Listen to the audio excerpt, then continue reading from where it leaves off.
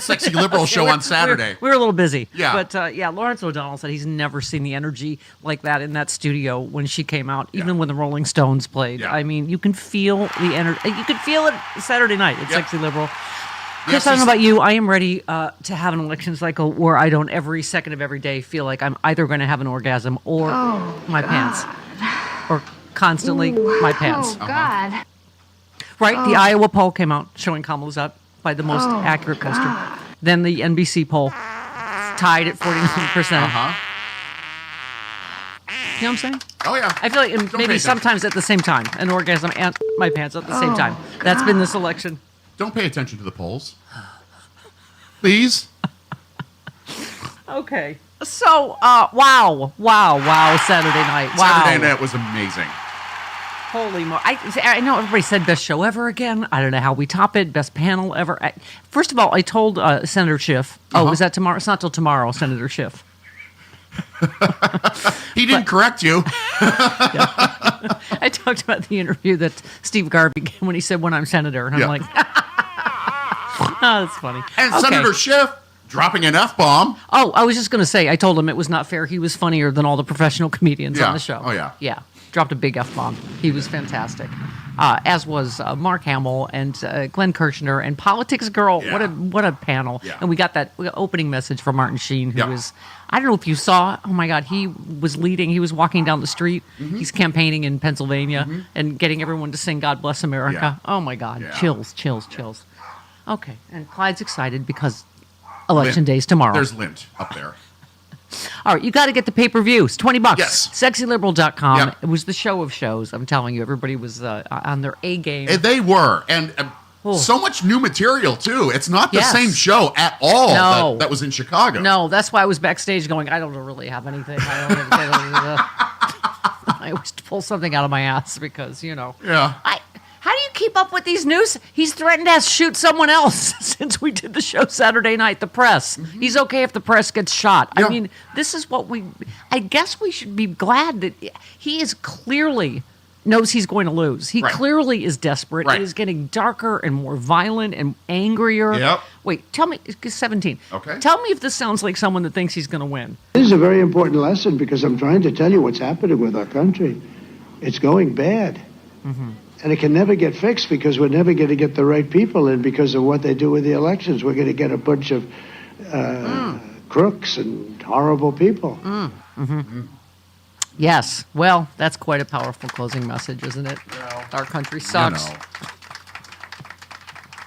Our country completely sucks, and it will never get fixed because and he's already basically saying the election already has been stolen. Absolutely. Yes, it's been pre-stolen. Yes. Steve Bannon went off. He said that there's going to be. I gave you that story this morning. Yeah. No, he said that there's going to be violence. Oh yeah. Yeah. No, they're basically threatening the entire country. Right. Hold on. Where is it? Oh, yes. CNN. CNN's Donnie O'Sullivan warned fringe groups who support Trump's MAGA movement already have a step-by-step plan to disrupt the certification process on January 6th. Yep. So again, that sounds like a group that knows they're going to win, huh? Okay. As you do. This sounds also everything you need to know about where our country is, where Donald Trump has brought us. Feds erect anti-riot fencing around D.C. landmarks yesterday, right? Around the White House, the Capitol, Vice President Harris's residence, bracing for whatever. But head down, vote. I mean, the Iowa shock Clear poll, eyes, just because... pure heart. What? Is that what that is? What's that? What? Clear eyes, pure heart. Yeah, something, whatever. Whatever. Okay. The Friday Night Lights thing. Yeah, right. Yes, we'll figure it out. We're very tired. Someone will call in. Chris and I are very tired. Yes. Jody's on vacation. Her lovely and talented husband, Lonnie, is filling in on cameras. Thank you so much. He's a very good-looking man. He's really, it's startling. I can't look right at him. No, It's like no. an eclipse. He's right there. Uh-huh. Yeah. Okay. Anyway. GOP strategist Mark McKinnon said on CNN Trump's rally in Madison Square Garden inflamed voters in a key state that could cost him the election. He's saying that's what's impacting Iowa, Pennsylvania, elsewhere. Can I just tell Bill Maher one more time to shut the up? He's like, that Biden garbage comment's hurting Democrats more than they realize. Shut up, Bill. God. Biden is not the candidate. Yeah. He misspoke. Yeah. What is inflaming voters, and it's showing up in polling, is because what happened in Madison Square Garden is just an absolute. It's what do you call it? It's the absolute representation of what the Trump campaign has always been. Sure. It's not like it was one guy and one joke. He has run the most racist, despicable, fear-mongering campaign ever, and people just saw it on display in Madison Square Garden. And I gave you a story this morning about Mark McKinnon. Biden's gaffe. Biden's not running. It's like, what? I gave you a story this morning about Mark McKinnon on CNN this morning saying that garbage comment. I just said that. Yeah, okay. I'm sorry. I just did that. I'm doing like a million things over here. I'm sorry. All right, I'm not even going to attempt to guess the quote this morning then, because you're a mess. I'm a big mess. Yeah, I mean, all these stories this morning. Behind the bluster, Trump's campaign is preparing staff members to wind down the operation privately, acknowledging Trump could lose. An email staff on Friday that was, first of all, that the email was leaked, tells you, right? It uses phrases like, should we be victorious regardless of outcome of the election, God willing. I got a news for you. I don't think God's on your side. No. First of all, God is good. Trump is not. Yeah, Mark McKinnon, to your point, though, said not just Iowa. He said every Puerto Rican in Pennsylvania has heard about the garbage comment. They all know about it. So trust me, everybody that knows Biden is not the one running. Who made a misspoke and corrected it immediately is not going to be the factor. Bill Maher. Oh, God, I've had it with. I hate everyone. Well, he also all the naysayers. He also had what's her name on this morning? Formerly of Fox News. Oh God, now she has a show on Sirius XM. Megyn Kelly? Yes, he also had her on the show. Oh, and perfect. He treated her like an equal and not like a ridiculous person. Oh, perfect. Yeah. Okay, cue the orgasm again. Okay. Rick Stengel says only 22 days until Trump is sentenced for his 34 felony convictions on November 28th. Anything else going on? God. Okay, but in a minute there'll be another story that'll cue my gastrointestinal.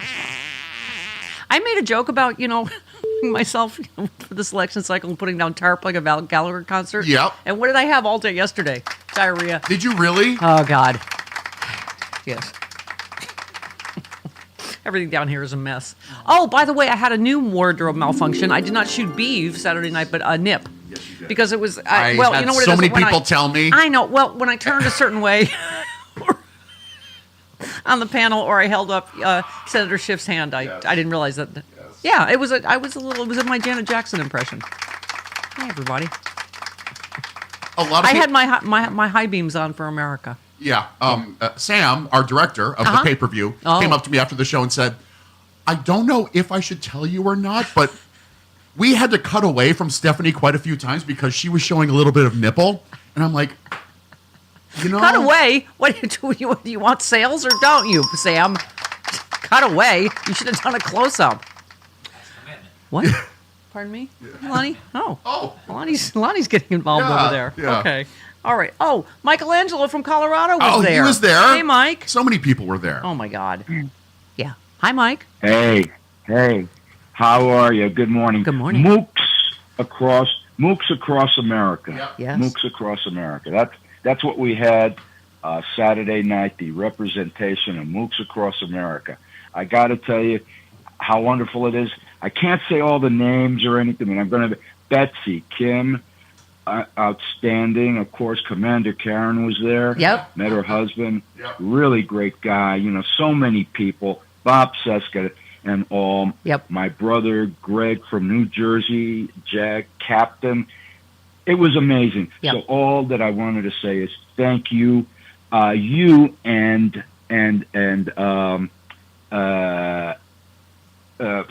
so sorry. That's all right. Both you were so svelte. I mean, I just loved Jody. I met her.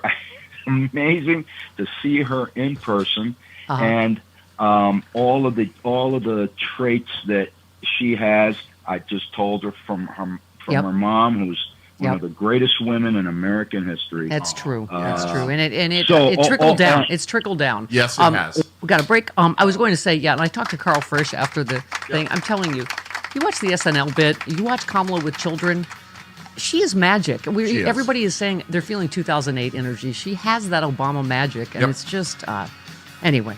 Oh, Heather Thomas from The Fall Guy, who's an amazing political activist and rude pundit, all coming up on the Stephanie Miller Show.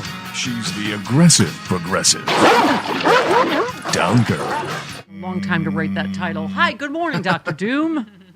Well, good morning, Stephanie. We thought we'd just, if you're not stressed out enough, we thought we'd just poke you with the Bobby Kennedy stick. That Bobby Kennedy thing, it was a poke. There's no question about it. I consider myself now completely poked by this lunatic who's going to be your next healthcare leader if Trump, God forbid, gets elected. I'm telling you, we'll need more than statues of old George there to pray to. But it's somebody. By the way, Malcolm, that piece by Malcolm Nance is so beautiful. I know. His conversations with his wife, who left us a few years ago, and his absolute devotion to the values of America, talking about Malcolm Nance now, are without parallel. And I deeply, deeply respect him and was very moved by that piece, which I recommend everybody. Yeah. Well, Doc, and I told him that I happened to get the first picture of my mom's name inscribed on my dad's grave yesterday when I read Malcolm's piece. They are both, of course, buried in Arlington, and I felt the same kind of emotion just for all of the patriots that are there, and that Donald Trump stands against everything they stood for, and that we're fighting for in standing with Ukraine, as you tweeted about this morning. I mean, it just, you tweeted this morning, Trump and Vance's BFF Vladimir Putin and his troops now occupy almost 20% of Ukraine, are making life hell for the 4 million Ukrainians who are now trapped in Russian-controlled territory. The U.S. and our allies cannot let this happen. I mean, there lies a lot of the greatest generation in Arlington, right? They are, and, and this is why, this atrocious invasion by Russia, who actually wants to eliminate the entire entity of the thing that we call the democratic country of Ukraine, is just unacceptable on every level. And this is why people are very, very anxious about the possibility of Trump and Vance getting into office, and they'll immediately cut aid to Ukraine.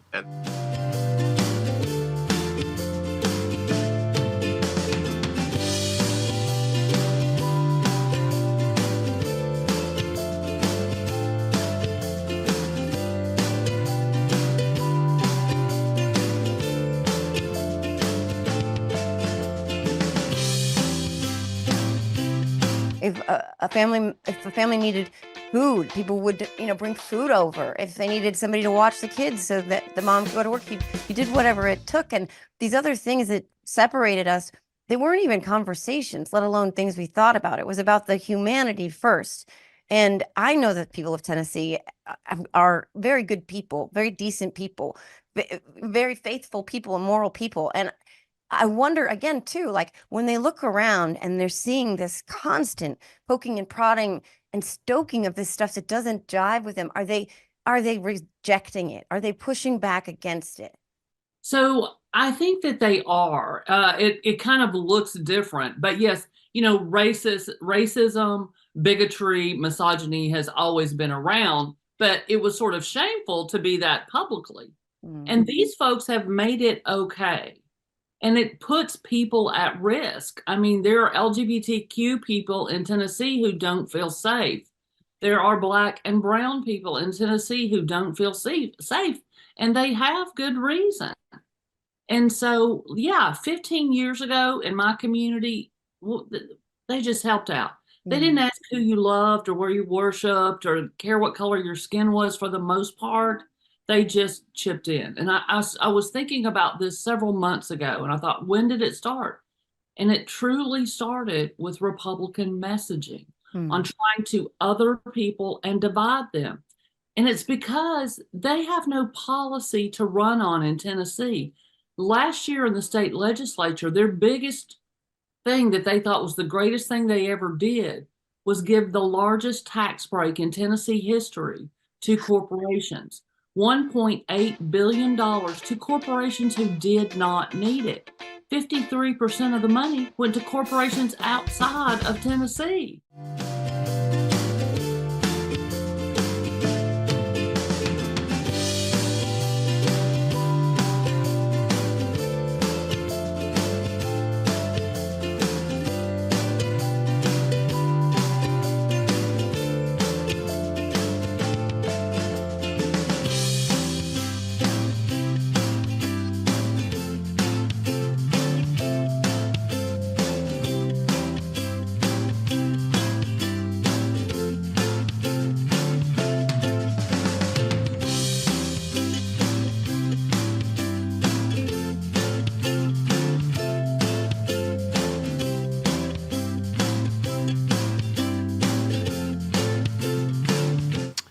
Kurt Bardella said, "Hey, media, you know what you get when you play the both sides do it equivalency? The guy you're trying to appease says he's okay if you're shot." Yeah, that's part of, I mean, this is like a daily thing now. Liz Cheney should be shot in the face, you know. And by the way, this whole, oh my God, you are going to go down in history as the most atrocious appeasers, as bad as him. People that try to explain away his comments. That they were talking about him, Liz Cheney serving in the military. No, they weren't. They were about her being shot, executed by a firing squad. Yes, a firing squad is 9 people. And I'm sorry. And he specifically used the number 9. And excuse me, Captain Bone Spurs is talking about who's too cowardly to serve. Are you kidding me? Where is this one? Hang on. Hold, please. Yeah, 12. Here 12, we go. Here we go. Yes. All she wanted to do is go to war with everybody. Because she, like Kamala, is a stupid person. Oh, my God. It's easy for her to say she wants to start wars from the comfort of her nice home or her father's lavish home that he got from killing a big portion of the Middle East. You know that, right? You know, he headed up a company that was a big company, a big beneficiary of the wars. These war hawks, they want to draft your kids to die in wars. I'm sorry, was he talking about someone else personally profiting? Their businesses personally profiting off being in power? Yep. Okay. And also Captain Bone Spurs was talking about, and then this is where he said he would go. Yeah, sure. Liz Cheney wouldn't fight. Yeah. I'll go with her. I'll go to the Middle East. You will. I'll go wherever she wants, and we'll fight. She doesn't have the guts to fight. She's all talk and no action. She lost her seat for Congress. From a great state. I love that. All right, state. I can't. I don't. Irony is coughing up blood in the dumpster in the back alley. Yep. Oh my God, seriously? Yep. I'll go. Yeah, sure you will. Yeah. At 80, he's going to go, right? Yeah, just like he said he would. He's the oldest person to have ever run for president. Just like he says he would be the one to stop these shootings, right? These mass shootings, right? He would, like he wouldn't just poop his diaper. Yep. Like he, well, that's kind of a daily thing. But anyway.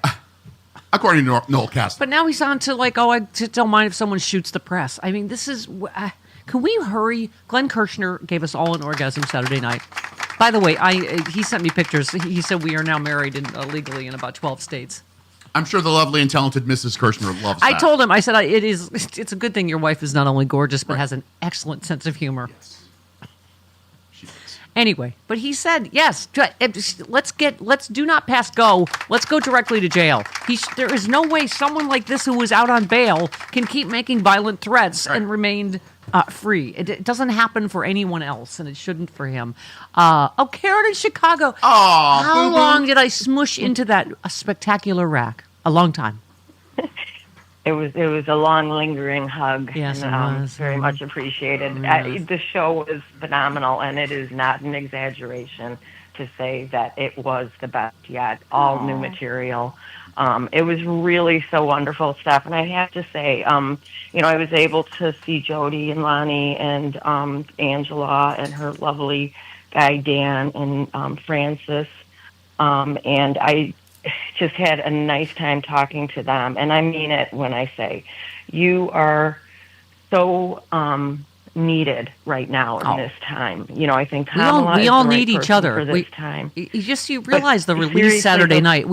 This is a decade, as Kamala keeps saying. Yep. It's a decade we've been living through this. Yeah. Exactly. And you and Chris and Jody. How come I didn't see you? The entire. Because I was hogging her breastises. You got to. That may be, yes. I was waiting for the nip to pop out. No, I was enveloping I didn't even her. notice that stuff, You didn't have to wait long for Stephanie's nip to pop out. It was a spectacular dress too. That is a beautiful dress you had on, by the way. But a little bit of tape might have helped. No, but seriously though, thank you so much, because you guys are the only reason so many of us have been able to build this community, and which has helped all of us cope and get through this time. And over the finish line. How about that panel? Wasn't it like superheroes, right? I mean, God. Incredible. Captain America, Adam Schiff, Luke Skywalker, Glenn Kirshner, the Justice Warrior, a politics girl was amazing. Yeah. Senator Schiff, as you kept calling him. He's awesome. I said, can I call you Senator Enemy from Within? Okay. Oh my God! And by the way, could we be more current? Trump was out talking about Schiff again yesterday. Yep. Schiff. Yep. Pencil neck. Oh, he talked about the watermelon head, which, by the way, Bob Seska, I sent one. I'm like, how is it possible the tallest person in the universe is the only one not visible in this picture backstage? And he said, he is, and he said it was Adam Schiff's watermelon head. I'm like, I know. Donald Trump has only been right about one thing, and that is that watermelon head of his. That's hilarious. Bob was great. I really loved meeting him. I've never met him in person. Yeah. And then, of course, Politics Girl is such a sweetheart. What a nice, just down-to-earth and gracious person. Yeah, fantastic. Yeah. All right, and honey. Anyway, we had a great group before the show. Thank you again. It is always a blast to come to LA and see everybody. Yeah. So thank you. Me too, you. Mwah. Love you and your breastesses. What did I say? Chris, all right, I'm giving you a little time to recover. Oh, boy. Who said women are not without electoral or political power? Yankee Doodle. No, that would be Justice Samuel Alito when he was busy overturning Roe v. Wade. Yeah, you are in the find out portion of the around and find out part of that statement. Oh, that's what I don't know, Chris. I don't know what to believe anymore, but I'm telling you, a lot of people are talking about that Trump has tied his wagon to low propensity young male voters, and that women are turning out in huge numbers, and that they're underestimating that. 29 minutes after the hour, Rude Pundit next.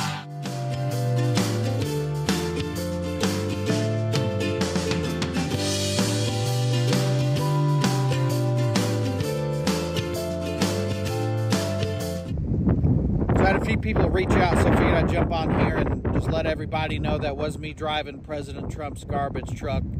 There's me with Vivek right there, but I gotta say it was an honor and a privilege to drive Garbage Force One.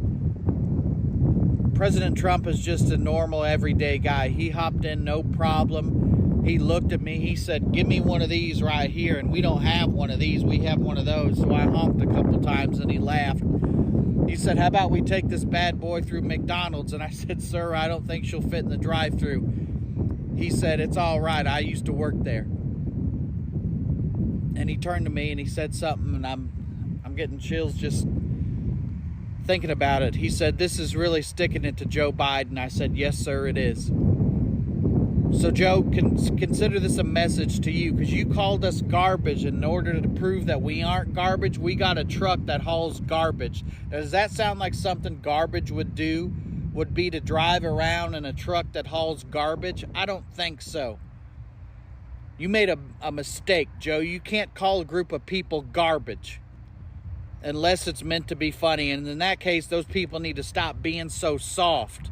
Maybe get a sense of humor. But if you call me garbage, that's offensive. And you should consider what it's like for people's feelings to hear that. You might as well call me Oscar the Grouch, because you done pissed me off, Joe. And if being a patriot is what they're calling garbage these days, then yeah, I am garbage. Because I'm going to show up to the polls wearing a garbage bag to show you what us white trash can do. And they're going to rename Election Day Garbage Day, because we're going to be taking out the trash, which is you, even though I'll be the one wearing the garbage bag. And, you know, I saw our speaker the other day on a video clip of them touring, And, he was talking, it was just horrible, telling Christians to go vote. Christians had to go vote. Do you not realize that all Republicans aren't Christians? Right. I mean, and it was just so offensive. He said Democrats don't believe in God.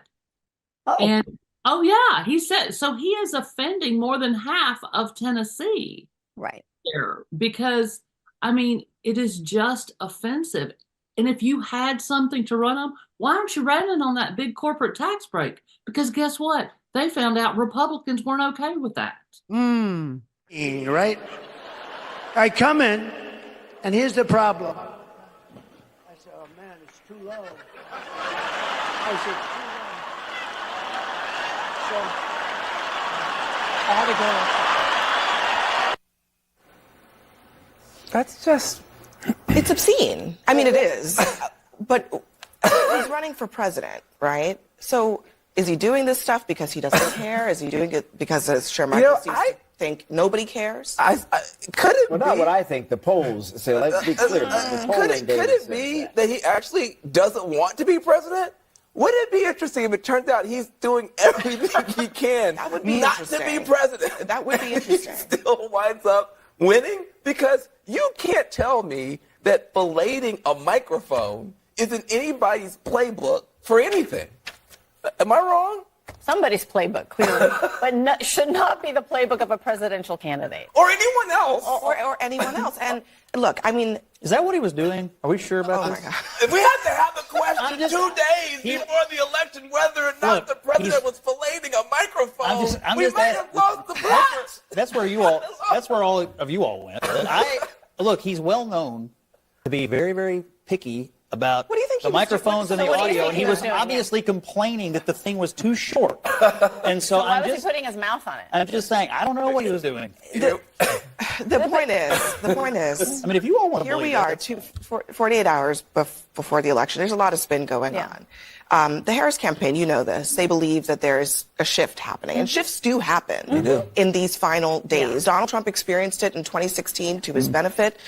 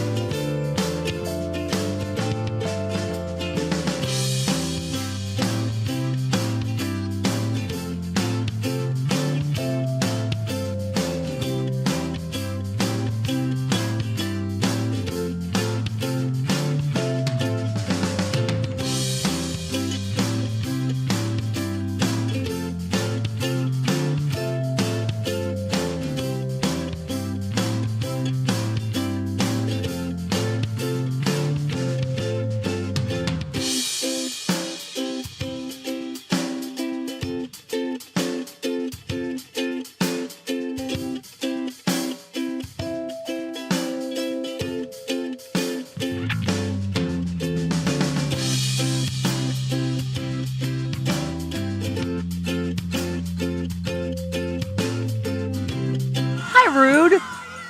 You know what would be awesome? Yeah. What? Is after what Trump said yesterday about elections needing to be just one day, if it was over by 11 p.m.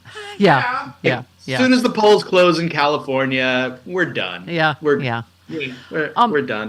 Well, first of all, let me point out I was already in my pants, and then your piece that you wrote made me my pants all over again. This is good. Seriously, the most terrifying piece you've ever written. Donald Trump will want to kill us if he's elected, and he can do it. You went very dark. I know. But it's true. If you want to have the bejesus scared out of you, read Pundit's piece. But there is no. I mean, someone else. It's not, as you said, there is no hyperbole too hyperbolic for this moment. Dr. Jack Brown tweeted, "We all need to be in this fight. We're balancing on a knife's edge in a very real sense. It's August 1939, and we're in Germany. Our actions and inactions will decide the fate of millions. We must not sit on the sidelines and say in polite voices, 'I don't get involved in politics.'" Yeah, go ahead. Yeah, well, and all those people that are saying, "Well, he's not Hitler, and it's like Hitler didn't start with the Holocaust. There was a whole lot of stuff before that got him to that point. He had a practice run, went to jail, got out, right, and was elected.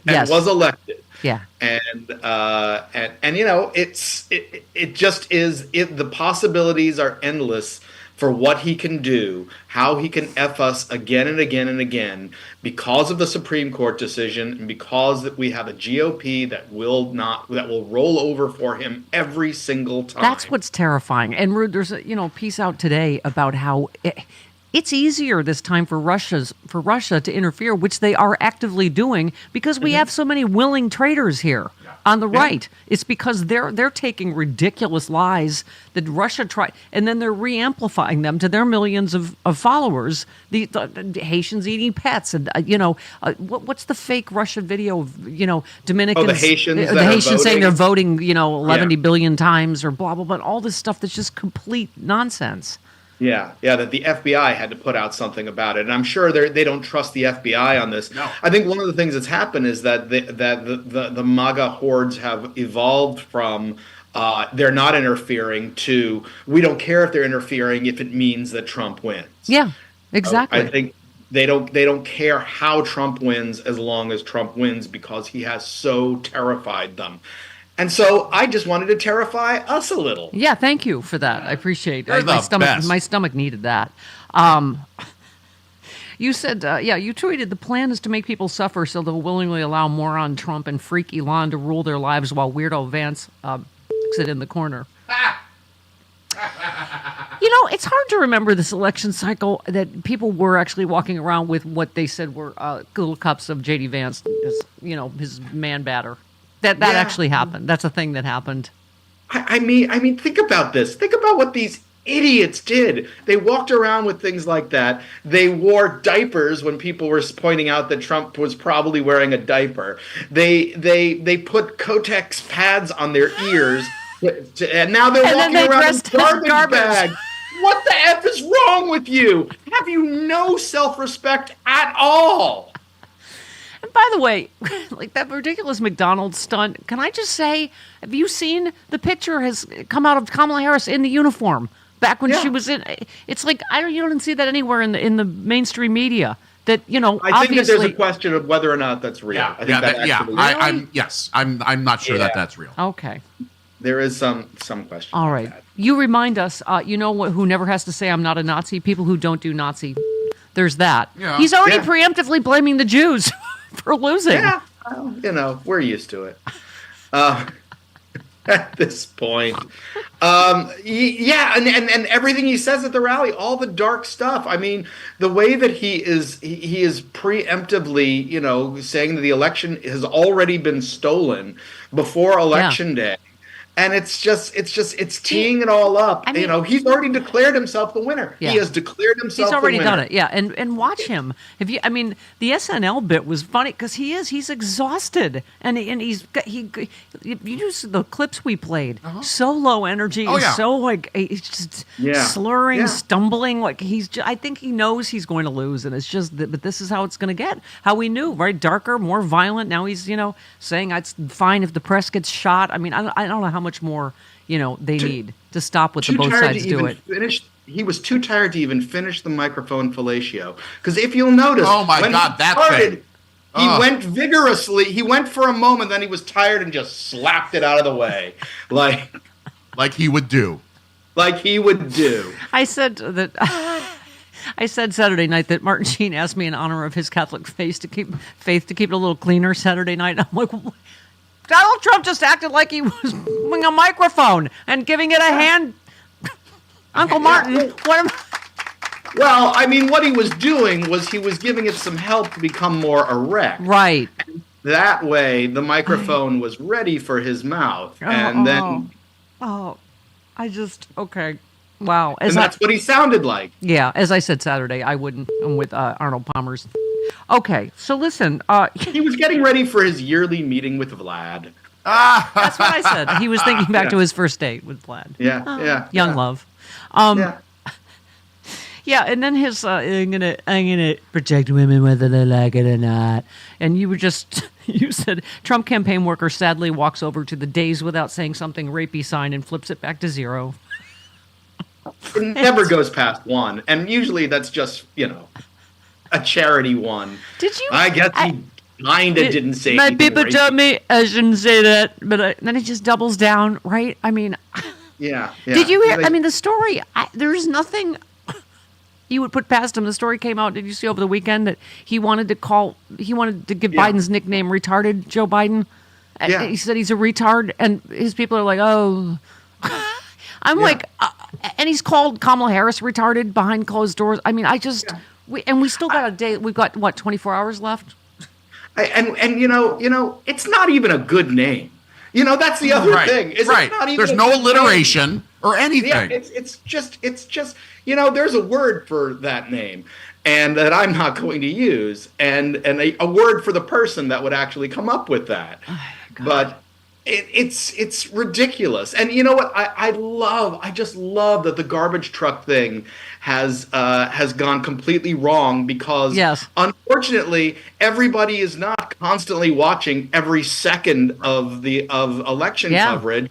And a lot of Puerto Ricans think he was doing it to make fun of them. Right. And also, that was a great joke on SNL. When Kamala said, the Kamala character says, I can do something my opponent can't, open a door. Yeah. I mean, it's... Yeah. It's But listen to us. Listen. You know what's funny is listen to us. We should be here, kicking back, going, "Oh man, it looks so good. Things are, the possibilities." But we have such 2016 PTSD. Thank you. No, you said that. I did. I printed that tweet of yours too. Yeah. Thank you. You said feeling optimistic about Harris winning is nice, but I'm trying not to let myself get optimistic about an overwhelming Harris win, even if the signs are pointing that way. We've all got lingering 2016 PTSD. I've heard so many women say that too. That we're. Yeah. What did Adam Schiff say Saturday night? He's nauseously optimistic. Yeah. Yes. Because we're all just like, oh God. Yeah. Yeah. Because we went into election night 2016 and we're like, we got this first woman president. Oh man. Yeah. Go America. Yeah. And just watched it crumble away. By the way, thank you for this. You said, considering what conservative men are saying about voting in their households, I'm thinking local social services should probably go check on how their wives are doing. I mean, the right-wing freakout over women not telling their husband they voted for Kamala Harris has been, I mean, oh my God, right from Charlie Kirk to everybody whining, Jesse Waters. But it really, it is creepy in 2024 that, this reinforcing that women should be terrified of their husbands. And a lot of them probably should be, and that's the shame of it. I worry, with these things about secretly voting, that a lot of men are going to take their wives' ballots, mail-in ballots, and fill them in. Yeah. And there are some states where a voter can go to the actual election office and say, "Trash that! I'll do a ballot early vote now, or a provisional ballot now." They can do that privately. But it's also a kind of it's another kind of abuse and illegal. I mean, you could have your husband arrested for doing it. Yeah. Should you wish to have your husband arrested? I'm not saying. Yeah, ladies, I'm just saying, like January 6th, all the women that turned in the guys that. Or husbands, boyfriends, people they met on dating app. They were like, Yeah. You also threaded, I want George W. Bush to stay out of this election. That guy. Is it because Dick Cheney's already in, so we already have one more criminal, so we're all full? Is that? Yeah, no, and F. Dick Cheney and F. My opinion of Liz Cheney has always been that, and like I get it. She's peeling off Republican voters. There's a lot of those. We talked about that last week, but that still doesn't make make it feel good. Yeah. Have we seen any research as to how many Republican voters she's actually peeling off? Well, I mean, I know I've seen a lot of breakdowns of stuff. There, hang on, hold please. I've heard 10 to 15%. Talk amongst yourselves. Yes. Okay. That all right. Obviously, when they're polling. Polling is like, who knows, right? Exactly. I heard Matthew Dowd yesterday, and I agree with him. He said, I think a lot of pollsters and pundits are going to have egg on their face. He said, I don't think this is going to be close at all, which is what I've been saying. The Iowa poll. This one, Tristan Snell said, MAGA's yapping about early turnout numbers are forgetting one big thing. Anywhere from 13 to 20% of those Republican registered voters are voting for Kamala Harris. Yeah. So, yeah. and the gender gap, and with all of that happening, and the fact that in Iowa it's and Kansas it's older white women that are actually and older men and senior citizens who are finally going, oh right, that's right, we did believe in the Constitution. So that's where the white women at. That's where the white women at. Yeah, David Hogg said, I said this last week, I'm going to say it again, she's going to win, and the reason is because we are massively underestimating female turnout for Harris and overestimating male turnout for Trump. Hate to say it, guys, but count on a woman if you want to get something done. I mean, a lot of these young male voters are the lowest propensity voters. They like they like to talk big, and then they don't do like most bullies, right? Right. They're too drunk, and from their MAGA parties the night before election, and it'll be one of those things where they wake up and forget to vote and think they can go vote on Wednesday. I wonder how many. And that's true, young Trump voters. You can vote on Wednesday. Okay. No, don't spread. Stay honest. I was going to say, I think I said Saturday night, I think we're just ready to be done with this era. This one, a simulated lynching of Kamala Harris in a Mount Pleasant, Pennsylvania annual Halloween parade. I mean, there was another one where the character, she was being dragged behind a car by chains. I was saying Saturday night, are we done? Have we hit the height of the misogyny and racism? Are we done with this dark era in our history? I hope so. Well, that's the thing, is that's why I wrote the piece I wrote, because what's the next step if they win? And that is to enact all of this. And that is to make all of their violent dreams come true. And we need to do, that's one of the things your vote is doing. Your vote is stopping the country from going down that dark path. And whatever qualms I have about Harris, and I do. Well, you can shut your pie hole about them right now. Well, but no. I'm saying mentioning it. There is nothing more important to this country than making sure that Trump doesn't get into office, and there is only one way to do it, and that's to vote for Harris. Yes. And I have not one. I have not one qualm. I have nothing but joy, and I'm going to. I'm on my way to Kamala, and there's nothing you can do about it. If she wins, I mean, let me say, when she wins, I'm going to be insufferable about a few things. So. Okay, good. Well, I look forward to that. In the meantime, you can take your qualms on behalf of America and shove them up your ass. Thanks so much for coming. That was rude. So wait. He's a rude pundit. A qualm-shaped butt plug. That's what you're telling me to make. Yes. Love you, Rude. I only threaten to shove things up people's. I'll see you in the Kamala verse. All right, see ya. Love you. Goodbye. 49 minutes. I do it with love. And here comes Debbie from and for Florida. It's Debbie Mucarsel Powell. Good morning. Good morning. Thank you so much for having me on. We are so excited when you beat Rick Scott on Tuesday. Yep. We've talked about this before, Deb. We have so many issues to talk about, but explain to me, like I'm 5, how he got to be a senator when he was engaged in the biggest Medicare fraud ever, wasn't he, in Florida? Can you explain what happened there? Stephanie, that's the question that I get everywhere I go. People just don't understand how someone that committed Medicare fraud, Rick Scott, with committing the largest Medicare fraud in the history. He was CEO of that company, and they had to pay back $1.7 billion, stealing benefits from seniors. I mean, I want everyone to understand how low can you go doing that. That's the danger that we have in our political system, that if you have a lot of money, he took that money to buy his seat. When you have that amount of money that you can put ads and lie on national television, on local TV stations, lie about who he is and who his opponents are, that's what gets people confused. Yeah. They recognize the name, they vote without having a lot of information. That's part of the problem. We need to get money out of politics. Yeah. We need to people like myself to have an even playing field, right? Yeah. We've been outspending him by just a small amount, and all of a sudden, Stephanie, just this week, he put a lot of money against me because he knows that Florida has had enough of Rick Scott, and he knows that we are ahead in the polls. I mean, that's the reality. Yeah. Oh, no, absolutely. Because I know when last we talked, you were in a dead heat. And it is, thank God. And by the way, they'll destroy Medicare entirely and Social Security if they get in. It's in Project 2025. It's in writing, right? It's a plan that's in writing.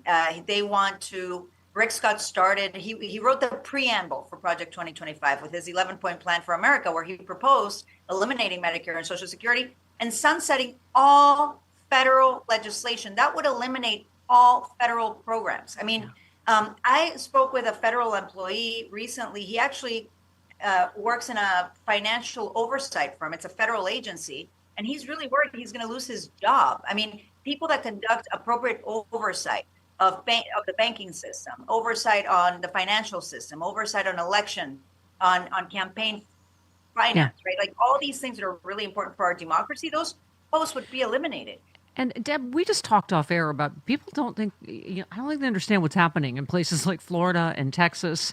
I think Colin Allred's going to win. I think you're going to win. We just had another woman die of a miscarriage in Texas because of their laws. And you said, reminder, Rick Scott proudly supports Florida's near total ban on abortion with almost no exception for rape or incest. We keep saying it, but November is coming, isn't it? Yeah, and look, we are now living under a 6-week ban. And I hear stories like the one that you just mentioned. I've been hearing more and more devastating stories for women. And when we live under these bans, it's not only a matter of life and death. I mean, it's a matter of healthcare for a woman, but also we are seeing higher rates of violence against women when we live under these extreme bans. And the extremism doesn't even stop there. Rick Scott supports the 6-week ban. He supports a national abortion ban, but he also voted against contraception. He voted against access to IVF.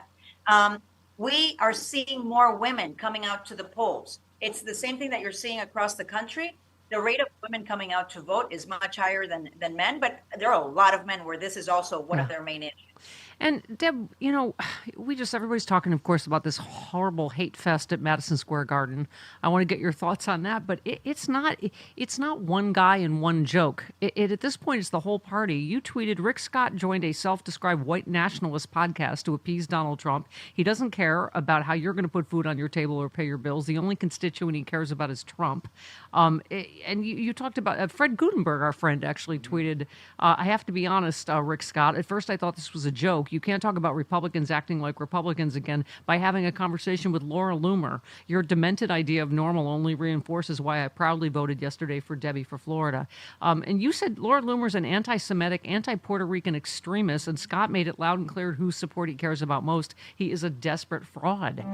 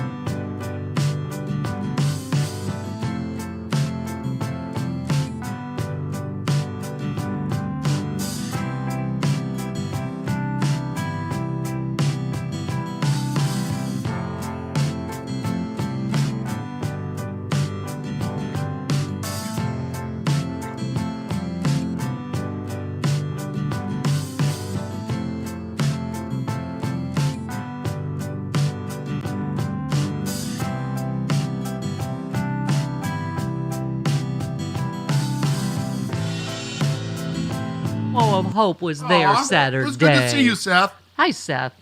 Hello, homos. First, let me say, I am such a homo, I didn't notice the nipples. So thank you. I'm sure it was fabulous. Everybody told me about it.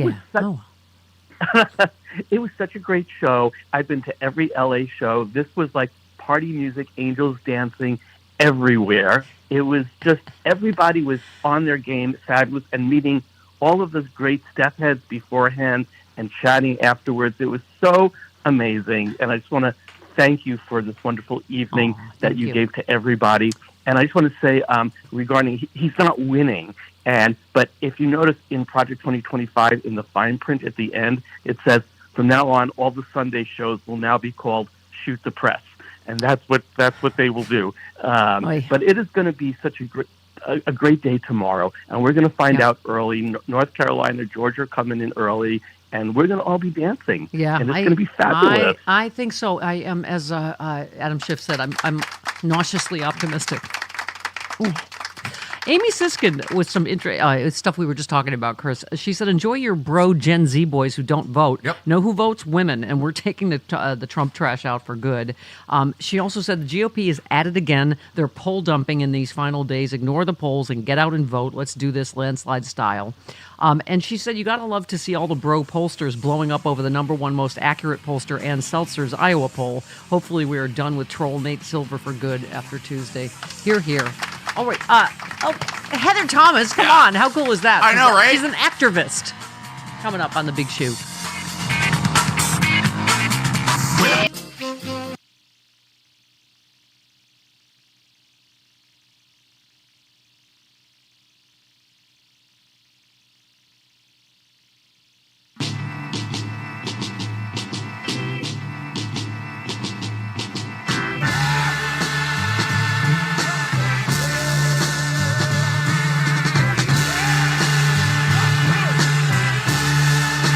It's the Stephanie Miller Show.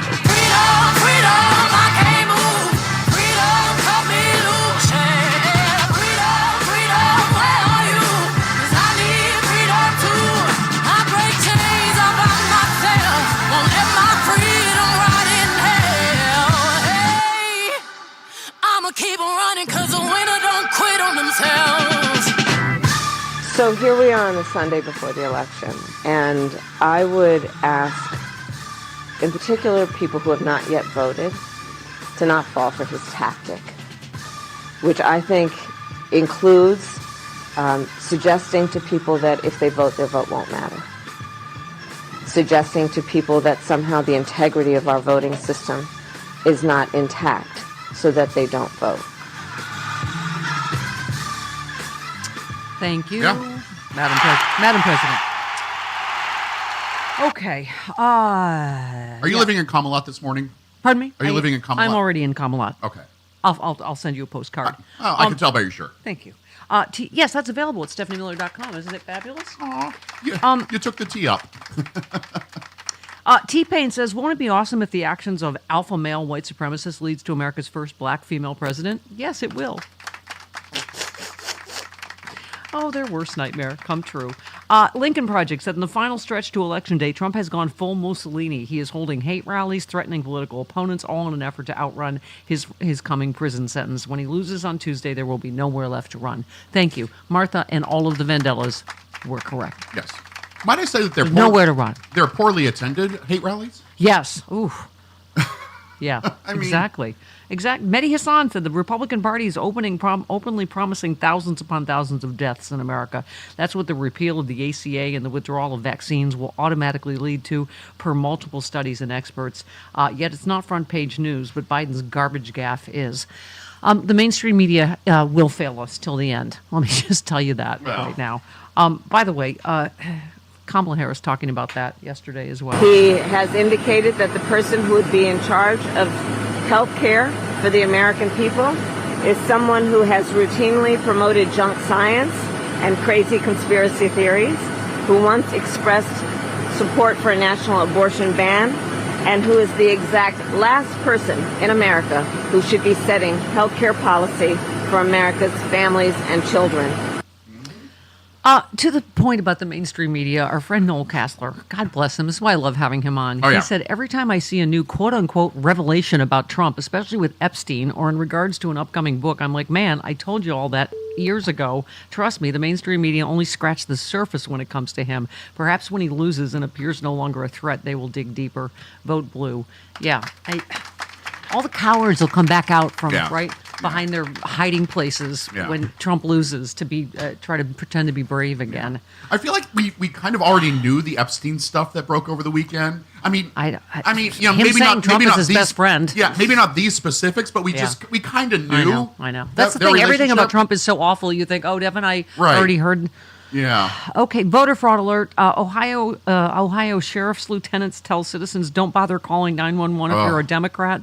John Rogers said you, quote, must provide proof of who you voted for. I'm sorry, if you support the Democratic Party, I will not help you survive. He then blamed his sleeping pills for putting out that. God, okay. Everybody, be not afraid. Right. Just go forth and vote. And Republicans never take ownership for the crap that they do. Yeah. They always blame someone else. You know, something else made me do it. By the way, the whining, this is particularly to the, prescient for you and I. Mm-hmm. But the latest whining, a Republican on the one of the FCC commissioners was whining about Kamala's SNL appearance. He slammed them for what he called an effort to evade equal time rules. That's weird. They didn't mind when Reagan repealed the fairness doctrine and every single radio station in America was right wing. Yeah. But they didn't hear much about equal time back then. And they also didn't whine when McCain was on, hosted an entire episode. Because Donald Trump has no sense of humor and he can't make fun of himself and he can't. NBC gave him like some free time during a NASCAR race yesterday as a makeup. Yeah.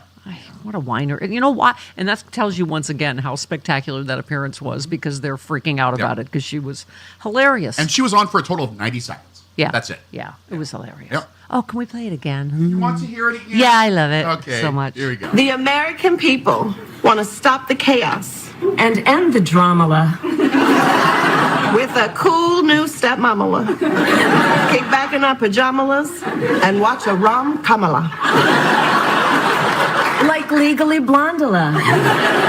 And start decorating for Christmas. Fa la la la la. Because what do we always say? Keep Kamala and carry on a la.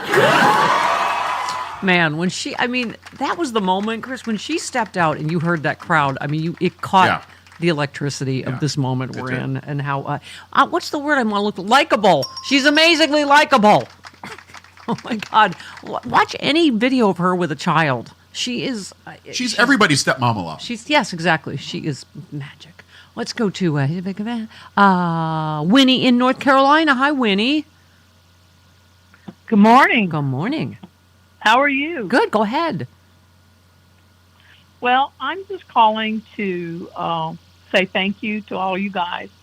I couldn't make it to the show, but my spouse was there, and you guys were all very kind to take pictures with her. Yes. And she sent them all to me in North Carolina, and I just really appreciate everything you guys did last night. That's right. I did remember meeting her, and of course I know you. So, thank you, honey. Yeah. And I'm sorry about the loss of your mom. You know I feel that deeply. Yes, you understand. You understand. But, I'm just having to clean up some things here and before I can go back to California. But anyway, I am most appreciative of everything. Your wife is lovely. Everyone did. Thank you, honey. And I want to can I thank Karen and Cindy from the pre-group? Yes. They welcomed her in for dinner last night, and I just was thankful to them as well. Thank you. Steph heads are a very warm, welcoming bunch. It's like just a big love jacuzzi. And they were all over downtown Los Angeles over the weekend. Yes, it was lousy with Steph heads. My friend Justin and I were having breakfast at Bottega Louie, and there was a group of people wearing their Stephanie Miller baseball shirts. Yay! You're like, I can't get away from it even on the weekend. Oh, God, I can't stand her. Yeah. By the way, speaking of passings, Quincy Jones, wow, at 91 years old, but man, What 70 years his career was, 80 Grammy Award nominations, and just across every genre of show business. Right, he produced Thriller, the movie Color Purple, the sitcom Prince of Bel-Air. I mean, he was responsible for Michael Jackson's meteoric rise and Whitney Houston. Yeah. So he just made careers. I loved this moment over the weekend as well. A reporter called Kamala Madam President. Yep. And she said, she corrected him and said Vice President, but she said, but then she added 3 days. Which means that's what we were doing with Adam Schiff Saturday night. We were like, Senator, okay. Am I 2 days early? I'm 2 days early. He's going to beat Steve Garvey by like 20 points. Officially not till they're sworn in. Right. In January. Right. Yeah. We were talking about Trump's name calling, and I was like, what do you think about that, Watermelon Head? He loves that. He loves all of that. He loves it. Yeah. All right. Christine in Orange County, you're on the Stephanie Miller Show. Hey, Christine. Hey, Stephanie, can you hear me? Yeah, go ahead. I am a huge fan, longtime listener. Excuse me. I'm just calling, also attorney, political science professor, and this year poll worker down in deep red Orange County. Wanted to give you some sorbet or disinfectant, however you want to look at it. Okay. So many voters that have come in have been women and young people. Yeah. And they are excited. Yep. And the energy is there. And it's been a little bit quiet because we are a very small center. But the ones that are coming in are excited to vote, and a lot of young 18-year-old first-time voters voting. So it's been, like you said, I am nauseously optimistic this year. I love it. There you go. All right. Thank you, Christine. And behind the orange curtain, that's a big deal. It's just let's go to Patricia in Maryland. Hey, Patricia. Hi. Oh, excuse me, Stephanie. Let me take you off a speaker. Oh, thank you. Listen, I wanted to tell you, you keep worrying about the polls. I'm looking at it this way. Trump has been at 47% ever since he started running for president. Yeah. Kamala's only been running 115 years, 115 days, and she done caught up with him, so the polls can't be right. Yeah. Yeah, a lot of young people don't answer the phone. Yeah. No, I agree with that. Young people don't answer the phone when their parents call them. Yeah, I agree with people that say, I don't think this is going to be close, and I think a lot of... And then, by the way, I'm going to strangle every pundit individually. Every pundit? For the stress of the last year. Yeah, she's like 47-44 in Iowa. I mean, I don't know, again, we were saying, Chris, you and I were talking during the break. I get the whole polar coaster thing. But it's not that, I want to do just the polls I like or that favor us or not. It's the people that have been right. And that pollster in Iowa has been like the gold standard. And the red wave polls, yes, they happen to skew Republican, but they were the ones that were wrong. Yeah. That's what they were wrong about the red waves. So Might I counter that, though? Yes. Oh, do you have to? Nate Silver was also known for being right until he wasn't. Yeah. Is his gut still telling him Trump's going to win? And so, even with this Iowa poll, I still have to take it with a little bit of grain of salt. Well, the problem is, though, a lot of these polls we know are deliberate. They're flooding the zone with these right-wing polls, and then it skews the averages, like Real Clear Politics we talked about Friday. They don't take out the junk polls. They don't. So then, of course, it's going to be like, it's 49-49. So anyway. All right. I saved this story just because it's like a Flintstones background of sexist, racist, homophobic, and then we repeat. All right. Let's do this. Okay. I mentioned the racist Halloween parades. This one is confusing. It's both homophobic and confusing. Okay. Did you? So, Travis Kelce's brother was also a football player. He was a Philadelphia Eagle. So, someone off camera shouts at him, "Hey, Kelce, how does it feel that your brother is a faggot dating Taylor Swift?" Now, that right there is a confusing sentence. Because, you know what I'm saying, I don't know how you could both be gay and be dating one of the most desirable famous women in the world. But ask Liza Minnelli. Okay, well, I don't think that's what he was. So then Jason Kelce apparently grabbed the phone and threw it into the asphalt or whatever. But this is why just bigotry of any kind is confusing. Yeah. Okay. That was just a confusing story. Let's go to Ross and Rancho Mirage. Hello, Ross. Good morning. As a veteran of the '68 Tet Offensive in Vietnam, the same age as the chicken hawk Trump, I'm more concerned about the 1965 Project 1965 when he was trying to get out of the draft and had Daddy to hide him from the draft, Mr. Tough Guy, Macho Man. So I don't understand this type of foolishness. Yeah, and exactly. all this chicken hawk, exactly. And calling Liz Cheney a coward. How do you call anyone else a coward about not serving? Oh my God! And then he said he'd go in. I'll go serve. Oh, now you will because you're 80. And was he the bone spurs or was he the anal cysts? Who? Trump. He had bone spurs. Bone spurs. Okay, who's the anal cyst guy? Oh, that's a good question. Was that Rush Limbaugh? I don't know. I think it was. I think Rush. Oh yes. He had a giant anal cyst. That's right. Yeah. That's how I thought of him in general, actually. But okay, 19 minutes. I get those two mixed up. I'm sorry. 19 minutes after the hour. So, ironically, Rowdy Piper did get his, which is what Cyndi Lauper always used to say. Rowdy Piper, you get yours. So what you're saying is he did. I think he did. Oh, Dana, I'm sorry. Let me double check that. Let's see if we haven't killed bring somebody you in that's on alive. this inopportune moment. Hello. Yeah. Hi, good morning. Let me know when you're ready for me. I'm ready to go. It's always like coming into Thanksgiving late, like when everyone's 4 drinks in, and we're like, "Come on in, go ahead." He died in Who's here? 2015. What are we talking about? Yep. What? He died in 2015. Okay. All right. Thank you for that. All right. Happy Halloween to him. Okay. Hi, Dana. Hi. Hi. Speaking of heroes standing up, I love you tweeted John Leguizamo, who I love. Yep. Known him since my New York days. But he has a shirt that says, "Can't say American without the Rican." That's fantastic. Exactly. I love all these MAGA now where that's like, John Leguizamo's from Colombia. He's not even Puerto Rican. I'm like, you also don't play for the Philadelphia Eagles, but you have no problem wearing the jersey, so why don't you sit down? Like, exactly. We know you don't. Yeah. It doesn't matter. Yeah. Also, his grandfather is from Puerto Rican descent, so like, just stop. Just stop. You in the Dodger hat. You don't play third base, so shut up. Yeah. He's not even Puerto Rican. Yeah. You tweeted Donald Trump is lying about aid being withheld by Dems during natural disasters, but you know who did illegally withhold hurricane relief from Puerto Rico? Donald Trump. I've been saying this all week, Dana. It shouldn't even have taken a comedian.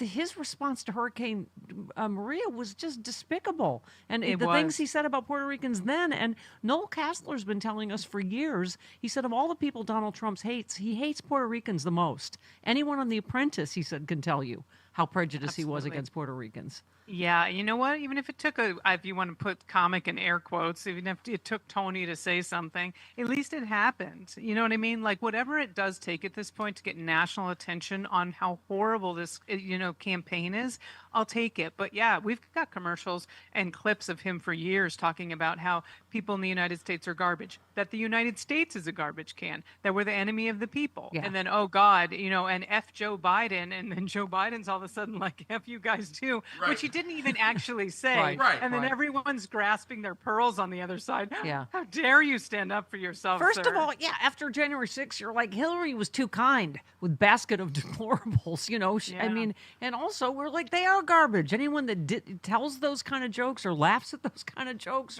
or traffics in that kind of talk, that's what Biden was saying. And please, with the desperate clutch the pearls. And can I say Lawrence O'Donnell slammed the news media for panicked and stupid campaign coverage of President Biden's garbage remarks, supposedly referring to Trump supporters, by accusing journalists of refusing to understand English grammar. He said, the poisonous American candidate for president who uses Hitler's language constantly and calls Democrats garbage, that was not news. But the very same news media that ignored all the times Trump has called American citizens and American voters scum and garbage actually tried to turn Joe Biden's use of the word garbage into a controversial news story. To do so, they had to refuse to listen to the actual sentence Joe Biden spoke. They had to refuse to look at the written words of that sentence. They had to refuse to understand English grammar. They had to refuse to understand what a singular possessive is. They had to refuse to understand what apostrophe means. I mean, on and on, right? And he said, not one of the reporters who got excited about this today asked Donald Trump to name the good things that Adolf Hitler did. The terrible campaign reporters and commentators covering this campaign are completely exploitable by Trump, and Trump knows it, which is why Trump, the stupidest candidate ever to run for president, climbed into a garbage truck today to try to draw more attention, which, of course, they covered. I mean, and Of he course looked they did. ridiculous and frankly like he was having a stroke. I mean, well, the fact that and I don't know if it's because of his depth perception and he wasn't able to see that handle because the handle was black. It was sort of ironic. But he wasn't able to actually, it just twice. His depth perception's off. He's dragging his right leg. And let's remember that like 3 months ago, everyone was talking about how senile they think Joe Biden is and how he can't put a sentence together and why is he in public, and all of a sudden we're supposed to take his word. Like, you know what I mean? Now all of a sudden he's the sharpest guy in the world and anything he says must be, taken as gospel. Yeah. It's hilarious. The hypocrisy is hilarious. I just, we were talking about the wrestler. Everyone listening, please have a plan. Text somebody during a commercial break and be like, hey, have you, just one person, hey, have you voted? Oh, you haven't? What's your plan?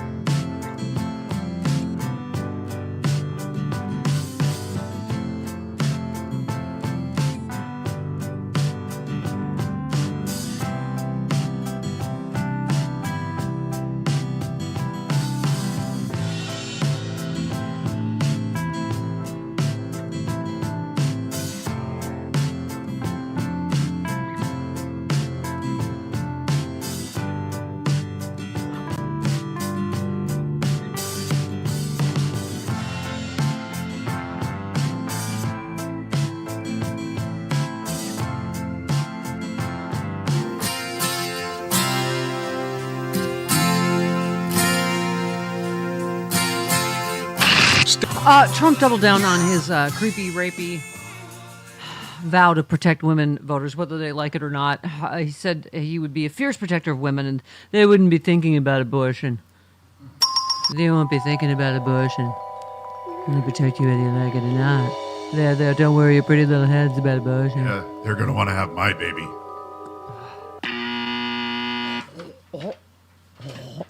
Matt in Chicago. Hello, Matt. Hello, everyone. Good morning. Can't sleep, clown will eat me. Yeah, exactly. Orange clown will eat me. Can't sleep. I'm alternating between everything's fine and rocking back and forth in my head. No. Please vote blue. If we want to have a country in 2 days, I know technically it'll be a couple months, but if we want to have a country in 2 days, please vote blue. The man is not a Republican. All he cares about is shilling Trump ice and his money and lack of money. Yeah, it's about the grift daughter. and about staying out of... That's all he cares about. Yeah, about staying out of jail and about grifting his... Yep. Yeah. How about this? Speaking of what do you call it? Gastrointestinal distress. All right. What did he say? Oh, they can't sleep. Orange clown will eat me. Clowns will eat me. Final Marist CNN polls show Kamala Harris squeaking out Electoral College win. Nate Silver and others tip race to Trump. Okay. What? Yes. Did you see Harry Enton finally gave up over the weekend? He's like, I have no idea. No idea at all. Because he's been going back and forth. Well, I know. So I know. Nate Silver posted on X Friday that the final NPR Marist poll showing Kamala Harris leading Trump in the crucial blue wall states keeps the presidential race competitive. Marist poll found Harris up 3 points on Trump in Michigan, leading by 2 in both Pennsylvania and Wisconsin. Final results for other swing states showed Georgia and Nevada tied. Trump up 1 point in Arizona, 2 points in North Carolina. If Marist polls were to predict the outcome, Marist would sneak out a 270 Electoral College vote win. And so, for what reason, I don't know. Silver's model is this his gut model that tips the election to Trump, even despite the whatever. Whatever. Yes, as I mentioned, his gut is full of food paid for by Peter Thiel. So do with that what you will. Anita in San Antonio. Hello. Good morning, Stephanie. I just want to say Kamala Harris has run a flawless campaign in like 100 days. Yep. She's put this thing together. Yeah. And you can tell a lot about how somebody will run a White House by the way they run a campaign. Yep. She has been on message all the time, not gaffes, no chaos. And compared to Donald Trump, the whole thing has been just a mess. He's gaffe after scandal. Yeah. And so, and then he surrounded. Did you hear? He said he would put Herschel Walker in charge of something. I don't know, was it Macon, Georgia? And then he's going to put Robert Kennedy Jr. in charge of our health. The guy with the brainworm. Yeah. Brainworm guy. Where is that? We have That's 10. the people he surrounds himself with. Yeah. This is this is terrifying. Robert F. Kennedy cares more about human beings and health and the environment than anybody. Oh my God. And he's going to be absolute. Having him is such a great honor. I've been friends of his for a long time. And I'm going to let him go wild on health. I'm going to let him go wild on the food. I'm going to let him go wild on medicines. Oh, boy. Okay. And he said he would take fluoride out of the water. Immediately, yeah. Make America West Virginia again. Oh, dear God. 29 minutes. That was a toothless joke. I apologize. This must be disqualifying. Anyone who wants to be president of the United States who uses that kind of violent rhetoric is clearly disqualified and unqualified to be president.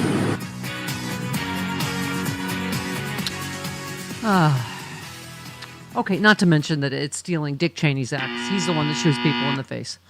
Just saying, let's not cause any family. All right, one more on this, the Madam President. Representative Cheney is a true patriot who has shown extraordinary courage in putting country above party. Trump is increasingly, however, someone who considers his political opponents the enemy, is permanently out for revenge, and is increasingly unstable and unhinged. His enemies list has grown longer, his rhetoric has grown more extreme, and he is even less focused than before on the needs and the concerns and the challenges facing the American people. So, Arizona Attorney General said her office is investigating whether Trump's violent remarks against Liz Cheney broke the law. She said, I've already asked my criminal division chief to start looking at that statement, analyzing whether it qualifies as a death threat under Arizona's laws. It's hard to understand how it wouldn't. Glenn Kirshner talked about this Saturday night. It just... There are legal definitions at play here. Yeah, but also anyone that is out on... People keep forgetting he's out on bail. Yeah. He's a criminal. He's a 34-count felon. And Lindsey Graham, I will defend anything. You will. At this point that Trump does. Liz Cheney, she is selling out conservatism to stay relevant. She got waxed in Wyoming, got defeated like a drum, beat like a drum, and she's campaigning with Kamala Harris. You're telling me you're pro-life and you want this lady to be president who believes in abortion up to the moment of birth? You're telling me you believe in a strong military when she advocated getting out of Afghanistan, the last person in the room with Biden? You're telling me you believe in energy independence and you want her to be president, stopping oil and gas drilling? There's just nothing he won't lie about. No. And he's hysterical, too. I believe Mehdi Hassan talked about this. More oil leases have been given out under Biden than under Trump. Also, that lie they keep telling over and over again, someone wants abortion till the moment of birth, it means that there is a catastrophic problem. Absolutely. This is what people understand, too. This latest poor woman who died. It's such a horrific story, Chris. First of all, she's agony, suffered for 40 hours. Yeah. You have to understand, she was already miscarrying. These are cases where it's just cleaning out the womb. You are already miscarried. Yes. Miscarrying. They're saying, there has to be no heartbeat. And then she died of infection, after however many days. Yep. But it's just all of this misinformation. The child is not going to survive already. It's just going to kill the mother as it is doing in state after state if she's not able to get care. So it's okay. Why are these evangelicals lying? I thought that was against the commandments. This is can you get my orgasm ready? I was saying this election cycle, I will be ready for an election cycle that does not make me feel like I'm having an orgasm or my pants at the same time. Sometimes both. Oh, God. Okay. With criminal cases looming, this just makes me... Oh, God. Trump could become the first former president to lose his liberty, too. Oh, God. Yeah, right there. Mm-hmm. Oh, yeah, Mr. Trump's lawyers are preparing for him to be sentenced, possibly to jail time. On his... I did touch myself to Ave Maria for 40 minutes at one point. That was weird. Saturday night. That was weird. It's this election cycle. That was like J.D. Vance weird. Mm-hmm. He could be sentenced on his conviction so far at a hearing in Manhattan scheduled for 3 weeks after Election Day. Oh, yeah. Yeah. In a recent interview, Trump said Jack Smith should be considered mentally deranged and he should be thrown out of the country. Don't underestimate anything he says at this point, because honestly, do you put it past him to try to not only either jail or deport Jack Smith? Right. I don't. He can't keep campaign promises, but he can keep promises like that. Yeah. This one, North Carolina is making the Trump campaign nervous. Trump's campaign remains unsettled about his prospects in North Carolina. He's won there the last 2 times. A Trump campaign official said if there's one state that could bite you in the ass, it's North Carolina. Harris's team seeing it very much in play. That one's personal for me because it was my mommy's state, and my sister lives there and has been working her heart out for Kamala Harris, and I'm praying on North Carolina. And we had a great Sexy Liberal show in Durham. Oh, we did. Yes, we did. Greg on his cell phone. Hello, Greg. Yeah, hey, Stephanie. Hi. You were talking about foul language and hateful language. Why didn't you say anything when Frangela called Tim Scott Uncle Tim? Because that's not foul. Okay. Wow. All right. Wow, he waited a long time to say that. Yeah, it's not foul, and it's the truth. They have First Amendment rights. Right. They have a right to. Okay. That's also, yes, that isn't foul language. No, it's not foul language. Okay. Do we want to go through the? I take issue with his premise. What about Trump calling the sitting vice president and retarded? And what else has he called her? Dumb, low IQ individual, sleazebag. Okay, so I mentioned the story earlier. Refining its past approach toward undermining U.S. elections, Russia is trying to disrupt the current one by playing on divisive American narratives to gain traction with powerful influencers. I was just saying, this time, I hope that we are hip to this time, that we see this coming, which we didn't in 2016, I guess, despite people like Malcolm Nance warning us. Yep. But now they have all these right-wing influencers they're willing traitors to the United States. On Friday, top U.S. intelligence officials said Russians were behind the latest in a slew of fake propaganda videos, this one featuring purported Haitians boasting that they were voting multiple times in Georgia. The day-old video had been pushed on X by Amy Kremer. Remember her? Yeah. Member of the RNC, co-founder of Women for Trump. Officials said that's a small group now. Yeah, officials said they expect to continue by casting doubt on the election's integrity, encouraging protests, and sowing disorder in the weeks after November 5th. In what may have been a warm-up exercise for Election Day, Russians produced a viral faked video portraying someone ripping up Trump ballots in Pennsylvania. They're going to keep doing. They're going to, as Steve Bannon said, keep flooding the zone with this. And Steve Bannon has already said he is already going to claim victory. Of course he is. He will never admit defeat. We are going to do this all over again. I just have to hope that we're prepared this time. And he's already promising violence too. Yeah, I mean, yeah, okay. All right, Tim Walz on the campaign trail. Coach. Newspaper said, "Oh, this guy might be the poorest guy who's ever run for vice president." Not poor, but I lived on a teacher's salary. Thank God I was in a union. Like all of us, I didn't expect to get rich teaching, but I didn't take an oath of poverty, and I sure the hell don't want somebody like Donald Trump crapping on my job or telling me that they're not valuable like each and every one of us in this room. Yeah. By the way, did you see Tim Kaine? Yeah. Hillary Clinton's running mate was on SNL poking fun at his lack of memorability on a game show called What's My Name. That's like the version of my dad doing the first American Express card. Do you know me? I ran for vice president. No one knows who I am. Yeah. When I first read about Tim Kaine's appearance, I read it as Tim Walz, and I'm like, oh. No, yeah. Tim Kaine. I know. And that just kind of underscored, how unmemorable Tim Kaine is. Yes. Okay. One more. Coach Walz. Oh, yes. Yeah. Okay. Donald's not thinking about you at all. I mentioned this the other day. On your phone, you got the lock screen. You got your kids, you got your grandkids, you got your dog, you got your car. If you're some of us, you got it on there. Donald's got a picture of himself on his phone. That's true story. True story. Can we agree that is weird behavior there? That is weird behavior. My God. And not surprising at all. Not at all. Greg in Springfield, hello. Hello. Nice to finally get a hold of you. Been listening for years. But anyway, I'm in Springfield, Ohio, the famous place for all this mess. But that lieutenant from the sheriff's office is from Springfield. Okay. So just more. I'll just be glad when our town gets back to normal. Yep. And I am one of those that wait till the last minute to vote. I will be voting tomorrow. I will be too. I always like to. Yeah. We welcome you, stragglers. I like to wait. Thank you.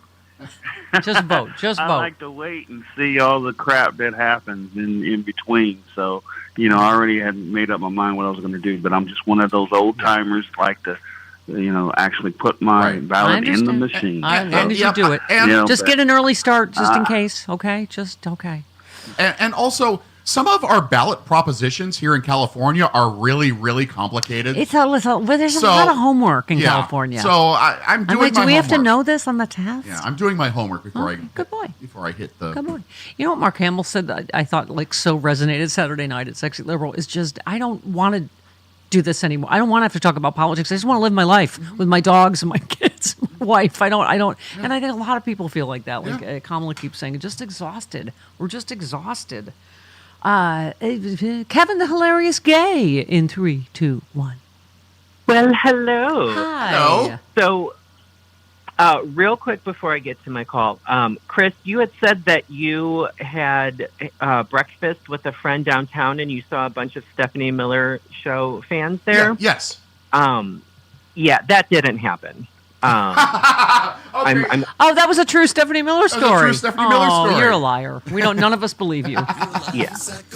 Yeah, I don't believe it. Okay. Mama, so you were talking on Friday. Well, first of all, I tried to call on Friday because you were talking about butt stuff, and I'm like, I feel like I need to weigh in here. But right? When you, it was very heavily butt stuff loaded. There was a lot of butt stuff on Friday. Yeah. It was. Mm-hmm. Friday was an amazing show. But you were talking about how people were dressing up in Halloween costumes dressed as trash. And I was going to share, my mother-in-law came to my house on Halloween dressed as trash. And I'm like, oh my gosh. And she had said, oh, I'm a Trump supporter, but people keep thinking that I'm white trash. And I'm like, well, they're not wrong. Oh, yeah. So, come on. That's kind of fantastic that Biden got. That's a little dark, Brandon, that he got him to dress up like trash. Yeah. Oh, was this a gaffe? I don't know. He was speaking He was speaking in Scranton, and he said some Republicans are people you want to smack in the ass. Now, that sounds a little gay. That sounds a little like butt stuff, but I don't. That is butt stuff. Okay, whatevs. All right. Well, I thought I was reading that Kamala didn't want him out on the trail anymore, but he's out on the trail, obviously. He's Scranton Joe. That's where he's from. Yeah. He's out talking to Scranton talk. Smacking ass. Yeah. Okay, I'm for that, by the way. Leslie we know that. We know you like a little slap and tickle. Little. Yeah, light. Okay, hi, Leslie in Long Beach. Hiya. Hey, guys. Well, this is our 6th election together. Oh, yeah. So, whenever Donald Trump talks about cowardice with regard to, the military and what he said about Liz Cheney, I kind of take that personally. My father lost his eye when he was a little boy. But when World War II came around and my uncle, his older brother, had to go into battle, and he was in some of the worst in that war, my father wanted to serve. And so the Army let him enlist. He had to go through basic training like everybody else, but he served stateside in a support position. For the sake of conversation, if Donald Trump truly had bone spurs, which he didn't, he could have still served his country in some capacity. Of course. Sure. But Trumps aren't people of service. There's no history of anyone in that damn family serving this country. They just serve themselves. Yeah. And it angers me terribly whenever I hear him say things about Liz Cheney being a coward. Yeah. Yeah, no, I know. Exactly. Thank you, Leslie. Those are absolutely. I keep reflecting on, my mom and dad being interred at Arlington and just that latest despicable stunt, with the smiling thumbs up at the grave. It's just the long line of disrespecting our nation's. There are many places in the military that he could have served. I mean, the military has dealings with real estate that Trump could have led his expertise. Yes.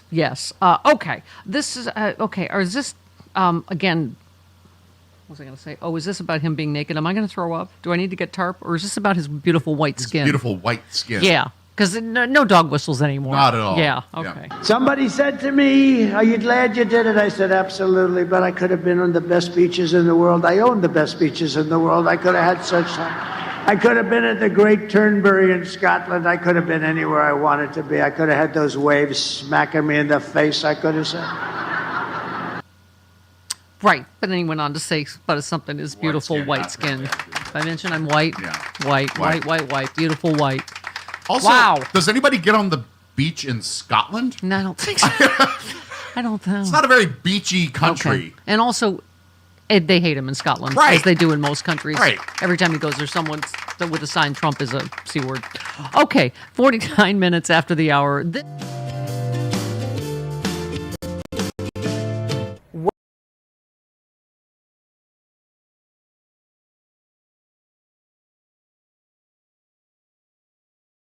What are you seeing now? Are you seeing any of the same warning signs in 2024?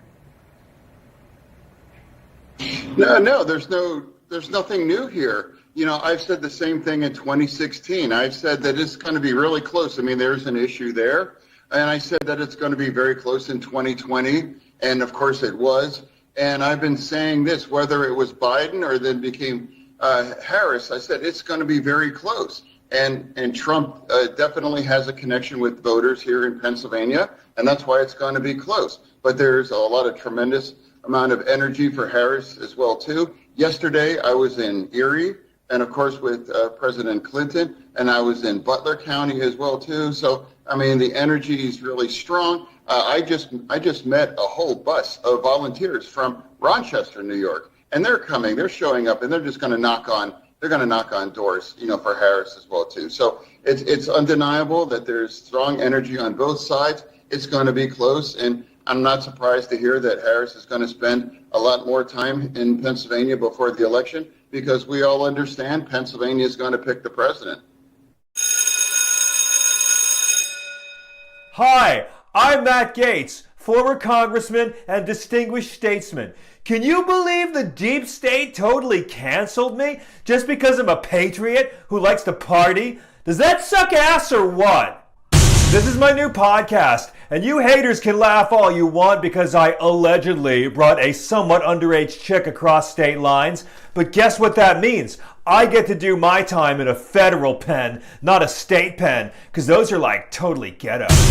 So I'm doing this podcast because the accusations against me are the greatest miscarriage of justice since a bunch of Black Lives Matter thugs attacked our Capitol on January 6th, disguised as white Trump supporters.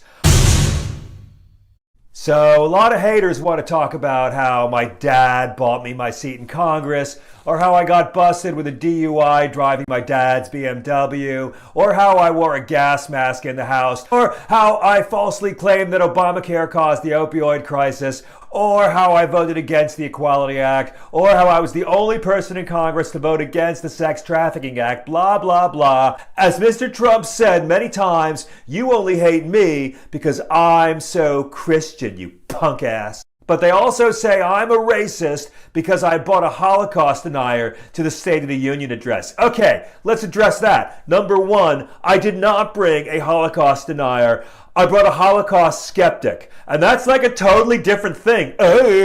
Stop calling me a bigot. It's totally gay. Okay, let's do some fan mail. Dear Matt, you're awesome, bro. MAGA, how is prison? Signed, Jill. Dear Jill, thanks for writing. You did not enclose a photograph in your letter, which indicates to me that you are, at best, a 6. But I'll answer your letter anyway. Prison's sucky, okay? When I came here, they wouldn't let me bring my own pomade into the jail. So I have to buy some homemade prison pomade from the Aryan gang, and those guys won't even tell me what's in it. I mean, it works. It's sticky. The worst part is that for some reason President Trump hasn't responded to any of my phone calls or letters or emails. So I've started this new GoFundMe. It's Tell Donald Trump that Matt Gaetz is in jail and it totally sucks and he needs help at GoFundMe.com. Please tell Mr. Trump that I really need his help. I know he has my number. And so does Don Jr. And so does Eric. And so does Laura. And that douche Jared. Mr. Trump, please get me out of here. I know you can help me. Don't you remember all those good times we had? All those awesome photos I showed you on my phone on Air Force One? Gates with a Z. You remember? I'm the guy you kept thinking was your son, Barron? Please. Anyway, I gotta go. Subscribe and give us a good review. And I want to thank Jim Jordan for always standing by me. Thank you, Jim. I knew you would never look the other way. And I also want to thank God and shit. Peace out, bitches.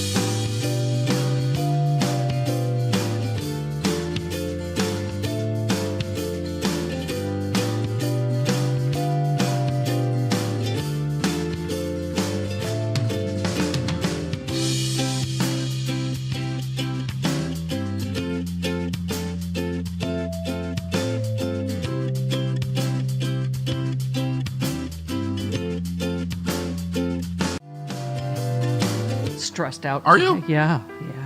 Christopher says, Steph, I was born in Rochester, New York, and then moved to Buffalo when I was about 22, and I'm 41, only a couple years younger than you. And still live in Buffalo. Mm-hmm. I stumbled upon your show and the Progress Channel on SiriusXM in general. I want to tell you I love your show. I listen every day. I cannot believe you were Sister Sleaze on the Brother Wee's Morning Circus, and you worked at Yuck Yucks on Hurdle Avenue in Buffalo. Yes, I did. Congrats on the Buffalo Broadcasters Hall of Fame. Yes, I have a bubba. It's a bubba. It's a bubba. Buffalo Broadcasters Association. Bubba. Bubba. I have a bubba. You have a bubba. Uh-huh. Your show is appointment radio every day, and Chris and Jody are awesome as well. Keep on keeping on. Aw, thank you. Christopher in Buffalo, thank you. There he is in his Kamala t-shirt. Hooray. There was a woman who came up to me at the VIP reception, and she said that she was from south of Buffalo, and she gets every reference, the blizzard of 77. Oh, that's where the big snow hits is south of Buffalo. Sure. Yeah, so she wanted to find you. I don't know if she found you. I don't think so. Okay. But Lori in Clovis did. She was there. Hi, Lori. Okay. Well, hello, Stephanie. Hi, Mooks. It was a wonderful show. The best one yet. Aw, thank you. Thank you. You guys, I have to nominate you and the Mooks and all, everyone from Free Speech TV for a Nobel Peace Prize. Rachel Maddow. We got 3 lesbians and Malcolm Nance trying to win the world of all the Nazis. Yeah, that's true. By the true. way, you didn't know you had a special guest there last night, did you? Who? That was me, Jesus. What's that? Holding up the sign. Now you have to make this go viral. Kamala needs to tell the world to watch that Fox News got being dinged for $787 million. Very important. Okay. Oh, all right. All right, thank you. Yes, I will add my Nobel Peace Prize to my bubba. Bubba? It's a bubba. It's a BBA award. Bubba. Hi, thank you for this bubba. It's Buffalo. It's the Radio Hall of Fame. Thank you, Buffalo. Right. Seth in L.A. was there, too, real quick. Hi, Seth. I was there. We didn't come backstage. We had VIP passes, but I was so tired. The show exhausted me. I laughed so hard. We had such a great time. We did see Jody in the parking lot, though. And if we had gone backstage, I know Lonnie's working there, so maybe you'll pass this on. We would have told Jody how much dancing to Carrie's music meant to us. My husband and I. That is very sweet. All right, Stephanie Miller Show. Right? I come in, and here's the problem. I said, oh, man, it's too low. I said, too low. So I had to go. That's just... It's obscene. I mean, it is. But he's running for president, right? So is he doing this stuff because he doesn't care? Is he doing it because, as Sherman seems to think, nobody cares? Could it be? Not what I think. The polls say. Let's be clear. Could it be that he actually doesn't want to be president? Wouldn't it be interesting if it turns out he's doing everything he can not to be president? That would be interesting. He still winds up winning? Because you can't tell me that filleting a microphone is in anybody's playbook for anything. Am I wrong? Somebody's playbook, clearly, but should not be the playbook of a presidential candidate. Or anyone else. Or anyone else. And look, I mean... Is that what he was doing? Are we sure about this? Oh, my God. If we had to have a question 2 days before the election whether or not the president was filleting a microphone, we might have lost the plot. That's where all of you all went. Look, he's well known to be very, very picky about the microphones and the audio, and he was obviously complaining that the thing was too short. And so why was he putting his mouth on it? I'm just saying, I don't know what he was doing. The point is, I mean, if you all want to here we are, 48 hours before the election. There's a lot of spin going on. The Harris campaign, you know this, they believe that there's a shift happening, and shifts do happen in these final days. Donald Trump experienced it in 2016 to his benefit. So I had a few people reach out, so I figured I'd jump on here and just let everybody know that was me driving President Trump's garbage truck. There's me with Vivek right there, but I gotta say it was an honor and a privilege to drive Garbage Force One. President Trump is just a normal, everyday guy. He hopped in, no problem. He looked at me, he said, give me one of these right here, and we don't have one of these, we have one of those. So I honked a couple times and he laughed. He said, how about we take this bad boy through McDonald's? And I said, sir, I don't think she'll fit in the drive-thru. He said, it's all right. I used to work there. And he turned to me and he said something, and I'm getting chills just thinking about it. He said, this is really sticking it to Joe Biden. I said, yes, sir, it is. So, Joe, consider this a message to you, because you called us garbage. In order to prove that we aren't garbage, we got a truck that hauls garbage. Does that sound like something garbage would do? Would be to drive around in a truck that hauls garbage? I don't think so. You made a mistake, Joe. You can't call a group of people garbage unless it's meant to be funny. And in that case, those people need to stop being so soft. Maybe get a sense of humor, but if you call me garbage, that's offensive. And you should consider what it's like for people's feelings to hear that.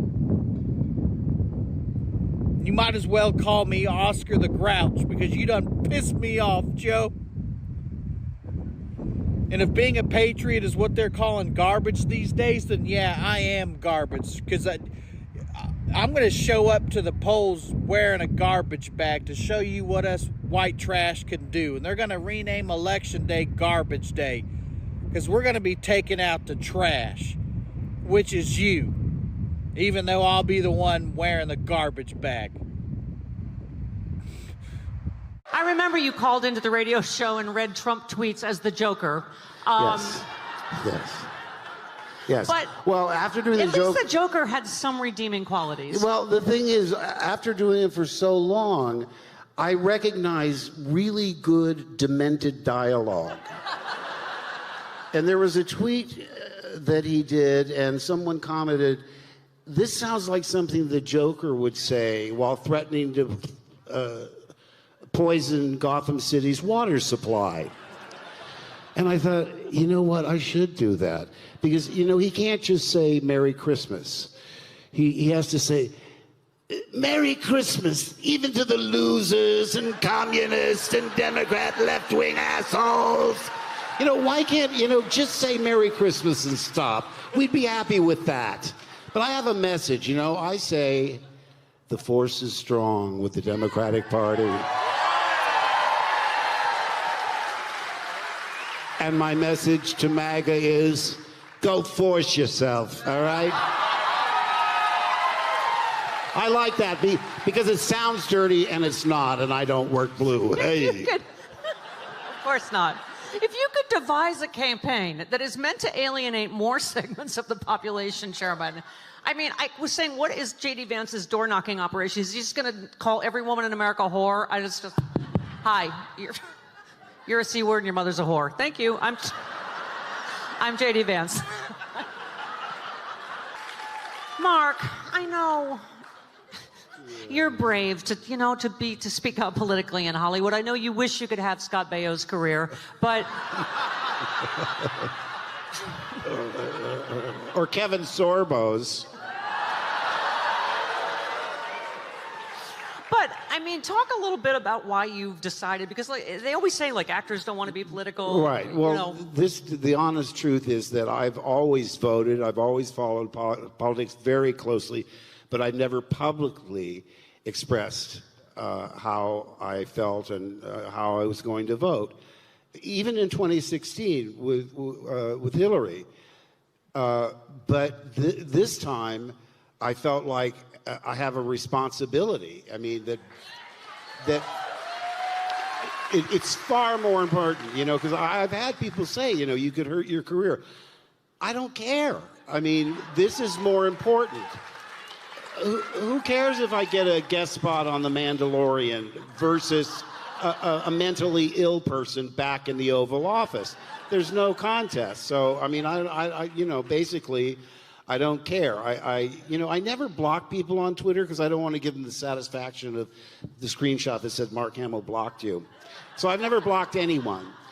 But I was muting people like crazy. And then I looked up at the clock and I said, Mark, you've been muting people for 20 minutes. Now I don't even mute people. I start to scan because obviously there's an equal and opposite reaction from the MAGA crowd. Ooh, do they hate me. Yeah, yay. Lucky for me, I don't care. And you know why they hate you? Because you're going to help us blow up the Death Star in November. Yes. Well, I always urge people, don't turn to the orange side.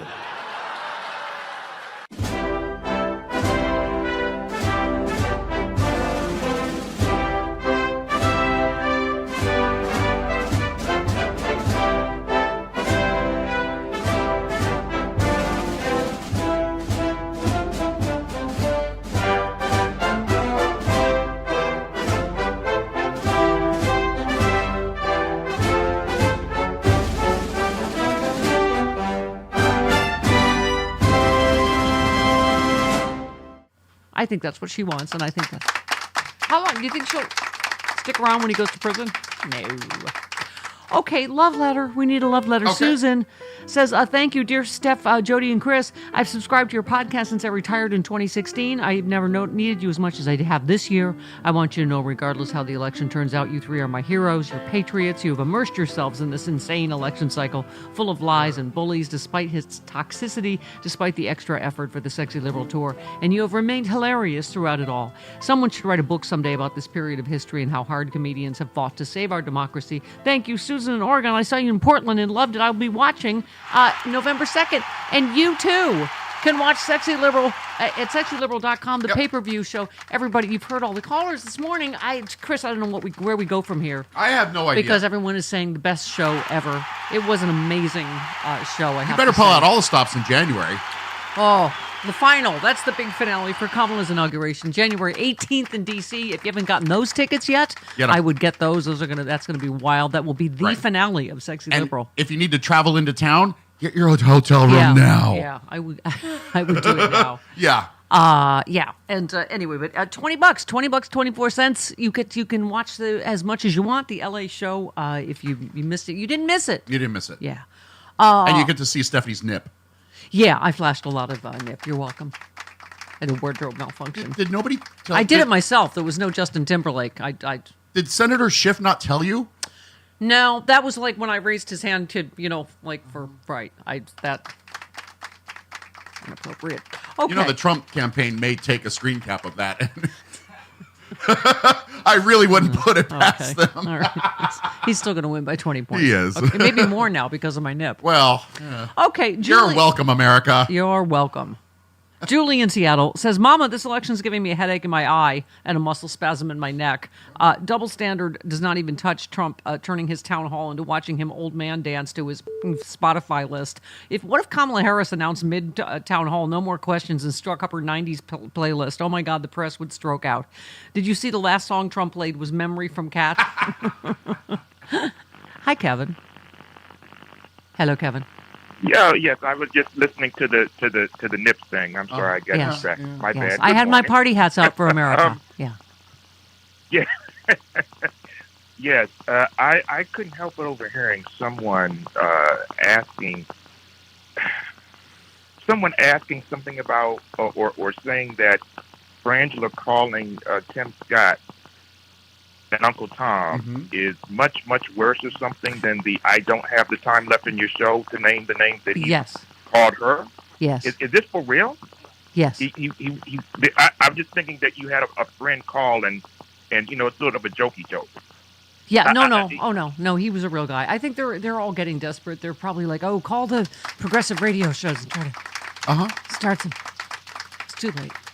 Too late, losers. Oh, by the way, you know who? The final group that may be turning on Trump, people that work at Trump Media. Oh, did you see this? Trump's social media platform, Truth Social, reportedly outsourced jobs to Mexico. Despite Trump threatening to impose tariffs on any companies that do the same. ProPublica, who, by the way, is doing fantastic work, released a report over the weekend showing Trump Media, the company that operates Truth Social, hired workers from Mexico to code and perform other technical duties. A spokesperson for Trump Media said the reliance on foreign labor was met with outrage among the company's own staff, who accused its leadership of betraying their America First ideals. Chris, who said, I'm notifying John Deere right now, if you do that, we're putting a 200% tariff on everything you want to sell in the United States. HR puffin stuff. No, that would be Donald Trump. He made similar threats against automakers. Donald Trump is not your friend when things get rough. No, he is not. He's such a complete and total liar and hypocrite. It is. Okay. Wow, you know what, I'm still holding out for a Senator Colin Allred. Senator Ted Cruz has spent thousands of dollars from his campaign account at beauty spas over the years. Really? What? Well, I would ask for your money back. Yeah. They advise that beard? Did they trim that? What? Somebody did that on purpose? Oh, God. Potentially breaking rules against personal use of campaign funds. It's not clear if the expenses were for the candidate or for his lovely wife. Maybe after Donald Trump called her ugly, maybe he was... Felt like he needed to make up. I don't... Amber in Hollywood. Hello, Amber. Oh, hi. Oh, hi. I brought my 80-year-old mother to the show on Saturday, and let me tell you, she lost her damn mind. I have never seen her pop up and down out of her chair so many times, clapping and hollering. I asked her if she'd ever been to a concert or a comedy show before, and she told me once that she went to a Rod Stewart concert, and let me tell you, I am positive she was closer to throwing her panties on your stage than she ever was at Rod Stewart. So let me thank you for that so much. That's great. That's great, so Amber. Exciting. Thank you, honey. Well, look at that unsolicited testimonial. Jumping 80-year-olds, for God's sakes.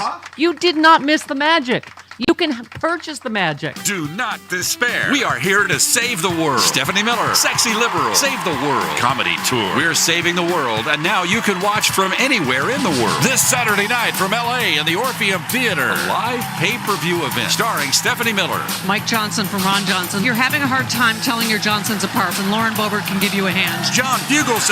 After the show, I will be in the lobby by the merch table signing Bibles. Hal Sparks. Obviously, thou shalt not steal. Trump was like, we got to get rid of some of these. Don't like it. And comedy duo Frangela. Y'all some of the nicest white people we have ever met. We need to black mama this country. Yeah, okay. Special guests Mark Hamill, Martin Sheen, Representative Adam Schiff, and Glenn Kirshner. Live all over the world from the Orpheum in Los Angeles this Saturday, November 2nd. $20.24 gets you live streaming of the comedy tour that is saving the world. All over the world. It's the live pay-per-view election special. Stephanie Miller's Sexy Liberal Save the World Comedy Tour. Details and tickets at sexyliberal.com. Get it. Martin Sheen sent a beautiful opening message from President Bartlett, and then Politics Girl filled in for him on panel. So it was an even. And her hot husband was there too. Yes. Oh my God, she's just been killing it on CNN, and she was just a late, delightful addition. Yep.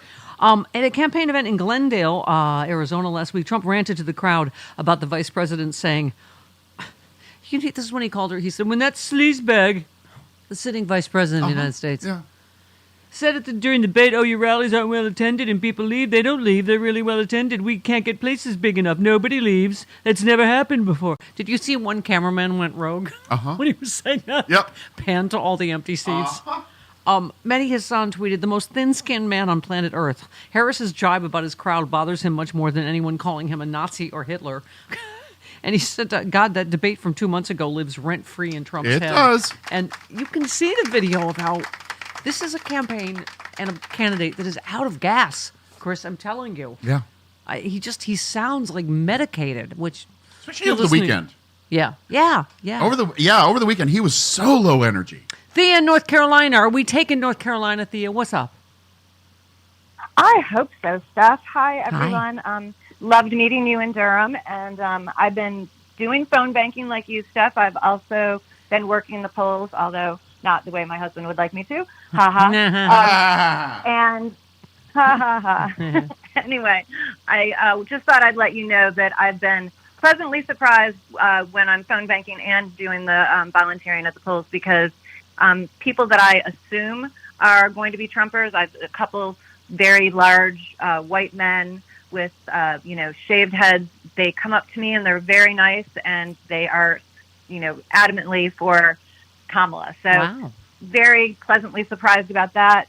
Not surprising, the Republicans, when I ask them if they want a Democratic ballot, they're very grumpy, very rude. Just quite the experience.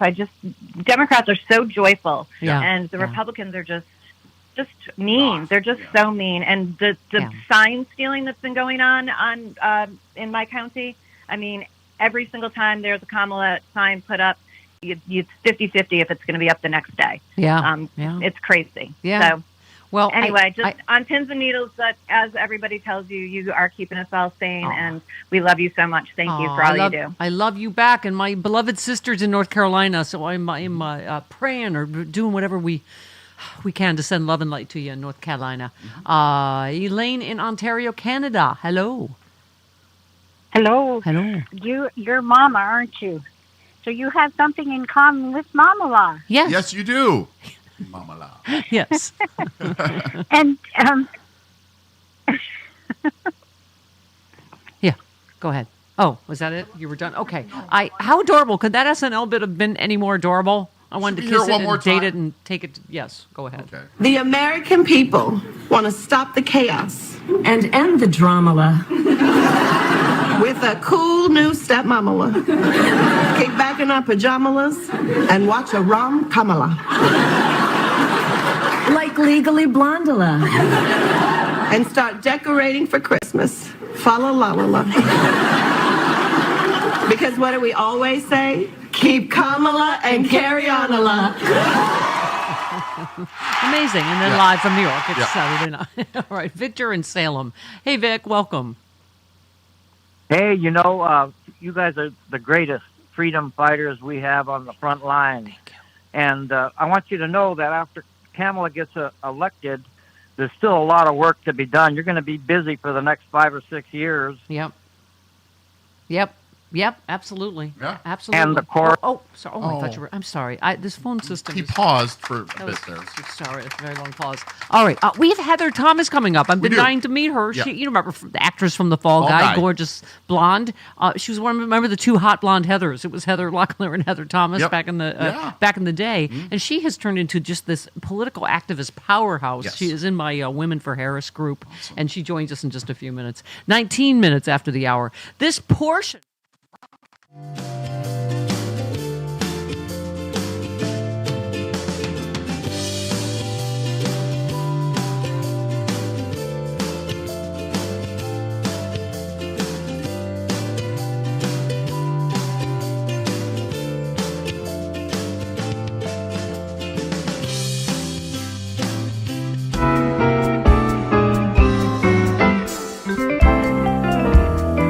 Hi, I'm Ben Shapiro. You might remember me from Breitbart, holding my wood outside Home Depot, my 2016 op-ed, I will never vote for Donald Trump and here's why, or my 2020 vote for Donald Trump. What do you want? If you can't beat him, renounce your values and grovel before them. I don't care. I bet I make more than you. I'm sure I make more than you. And today, for the next 3 hours in this video, I'm gonna destroy Barbie. I'm gonna destroy her. I'm gonna own her. I'm gonna own her and destroy her. Those two things. I'm going to show you on the doll where the doll movie triggered me. The basic premise of the whole mise en scène is that Barbie is some kind of liberator figure, and basically that sets up 2 hours of non-stop, incoherent, feminist, liberal, women's studies, globalistic, secular human propaganda vomit disguised as cinema. And it's woke, too. Look, I spend the entire week feeding the grievance complexes of white men. When my weekend comes, I want an escape. I don't want woke Barbie. This Barbie ignores men and looks down on them and mocks them. And I've known women like this. Most women I've known, socially and in professional settings, have exactly like this. Honestly, I have not been this angry since that couples counselor kept trying to convince me that the female orgasm was real. It's not. You guys know. It's a myth. Like climate change and racism. This movie uses the word patriarchy. A lot. A lot. I mean, use it once, fine. It goes over their heads. They don't know anything. But if you keep using that word, little girls are gonna know what it means. What's wrong with you? Most of the film is spent just smearing America's most vulnerable minority, wealthy white businessmen. Totally offensive. I was so outraged, I threw my booster seat at the screen. There's this transgender Barbie who exists in the film for seemingly no other reason than to tell children that transgenders are people that we should be nice to. Who's putting this in our kids' brains? Like, nobody ever gangs up on the trans Barbie, or calls it names, or says it's mentally ill, or misgenders it to make it cry, which, by the way, is completely legal, and you are allowed to do that anytime. They just accept it's trans like it's a person. Ha! Let's see if Islam lets you get away with that, Barbie. All the men in this movie are portrayed as these pathetic, frustrated vessels of impotent rage because they can't control women. Men are not trying to control women, and that's why we have to stop Greta Gerwig from ever being able to make a movie again. The way men are portrayed in this movie is unforgivable. Look, when my wife's date comes over on a Friday night to make love to her in our marital bed while I sit and watch in a dark corner from my chair, I don't want to see some woke Marxist giving her the pleasure I cannot. You might have seen in my last video, I bought some Barbies and set them on fire on my grill. How do you like that, Mattel? I burned your product, and all you've got is my money I paid you before I burn.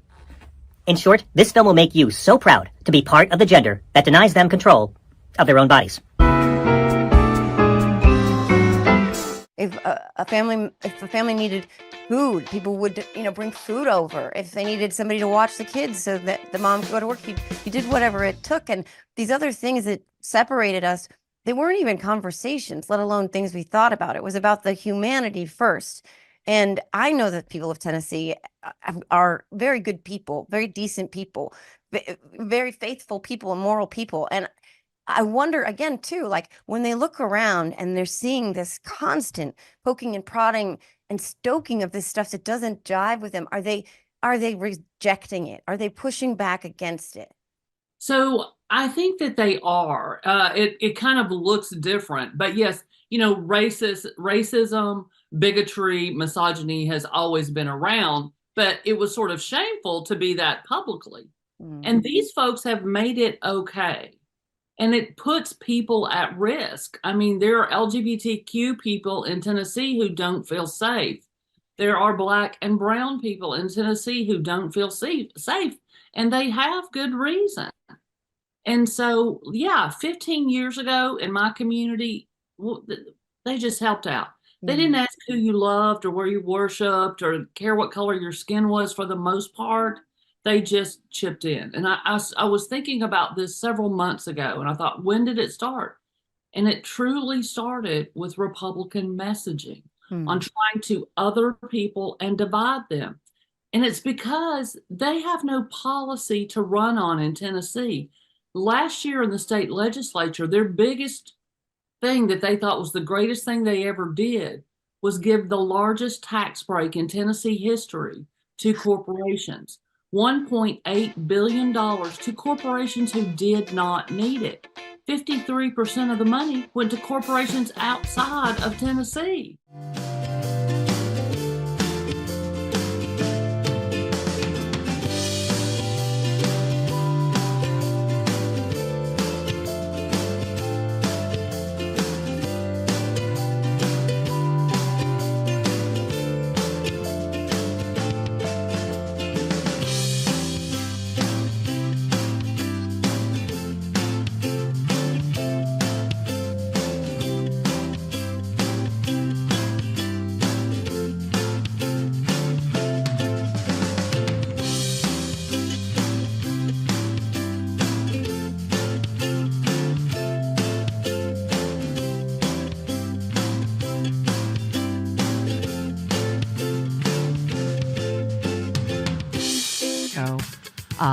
Tony in Vegas. Hi, Tony. Welcome. Good morning, guys. Good morning to everybody. I've been a fan since back, probably early 2000s. Oh, wow. These Trumpies are losing their minds, too, not just Trump. Yeah. I have a chat group where we talk with nothing about politics with my family members, and the Trumpies in there, they are losing their minds, too. Oh, no, Joe Biden violated the President's Records Act when he said that garbage thing, and Kamala promised Liz Cheney some wars, and I'm like, dude, what are you guys talking about? At this, Kamala promised Liz Cheney some wars, is what they said. Yeah, it's funny. They post these things from Twitter X where they say Kamala promised. They're out in space, man. You can hear the things. We're not really up to date. Tony, it has the feel of a dying movement. It really does to me. I know that, we've still got to, still got to win tomorrow. Get to the finish line tomorrow. But it's like this poll worker that just called and said all the Democrats are joyful and nice that she comes in, and people and they're just mean. She said a lot of the MAGA people. It's just I just opened the door to people feeling like they can be as sexist, racist, homophobic as they want to publicly, and we're talking about these Halloween parades where I get that Halloween's not supposed to be politically correct, but really lynching Kamala Harris, dragging her behind a golf cart by chains is supposed to be funny on Halloween. Like this one, a Georgia woman was booed by diners participating in a Fox and Friends event Friday after revealing she's supporting Kamala Harris. She explained she's doing so she'll have access to birth control that she needs for medical reasons. That's the other thing you forget is that, remember the whole Rush Limbaugh calling that woman a slut? Mm-hmm. She needed birth control for endometriosis. Yeah. It's just, but it's this isn't medical new. Necessity. It wasn't a choice. Yeah, this isn't new. And I was saying this heartbreaking stories. I said that earlier in the show of women dying because they're miscarrying. First of all, the child's already gone. They are miscarrying. They need abortion care in that sense. Is just they need to clean out the womb so that she doesn't die of infection, as several of these women already have now. Okay, so do you want me to go back to? I've done some of the orgasm stories, and this is the gastrointestinal stack. All right, let's hear it. There's no white knight coming. Federal authorities will face limits responding to 2024 election lies. Like our caller just, Federal law enforcement agencies are preparing for domestic and foreign election threats, but they're limited by law, already mistrusted by Trump's supporters. 4 years ago, Trump used his bully pulpit to spread lies about the election. With days to go before the election, Trump and his allies are running a similar playbook, priming his voters to believe that the election may be rigged. Yep. Sounds to me like people that know they're going to lose already. Yeah. In addition to domestic disinformation campaigns, foreign government influence operations, overseas terrorist groups, and domestic extremists are all simultaneously trying to exploit the election for their own gain, according to dozens of pages of law enforcement documents and months of reporting by NBC News. We've been describing the threat environment as everything, everywhere, all at once, said the New York Police NYPD. One major difference this time is there is a Democrat in the White House. This is what Frangela mentioned, I believe. And federal authorities, including the FBI and the broader Justice Department, have spent years trying to learn from their mistakes the last time around. So let's hope so. I know that this is the country we live in because of Donald Trump, that just now, right, yesterday, I believe, fences went up around the White House, the Capitol, Kamala Harris's residence. Well, in this day and age, it's probably prudent that it goes up. Yeah, but do not be afraid. Do not let them bully you, particularly at if you're going out to vote, whether it's today or tomorrow. And if you're at my polling place, I will protect you. Yes, and he's got the muscles to back it up. I do. James in Cleveland. Hello, James. Hi, Stephanie. Hi. It's been a long time since I talked to you, but I just wanted to share with you really quick, and I'll get off, that you know that the Republicans have lost their narrative when you got... Oh, dear. Okay. Well, we're right, and that we are in a cult. Oh. Yeah, they are in a cult. I'm not sure I missed the middle part, but the conclusion is correct. Yeah. All right, Heather Thomas. Yes. You remember from the Fall Guy, powerhouse political activist. She's in the green room right now. Next.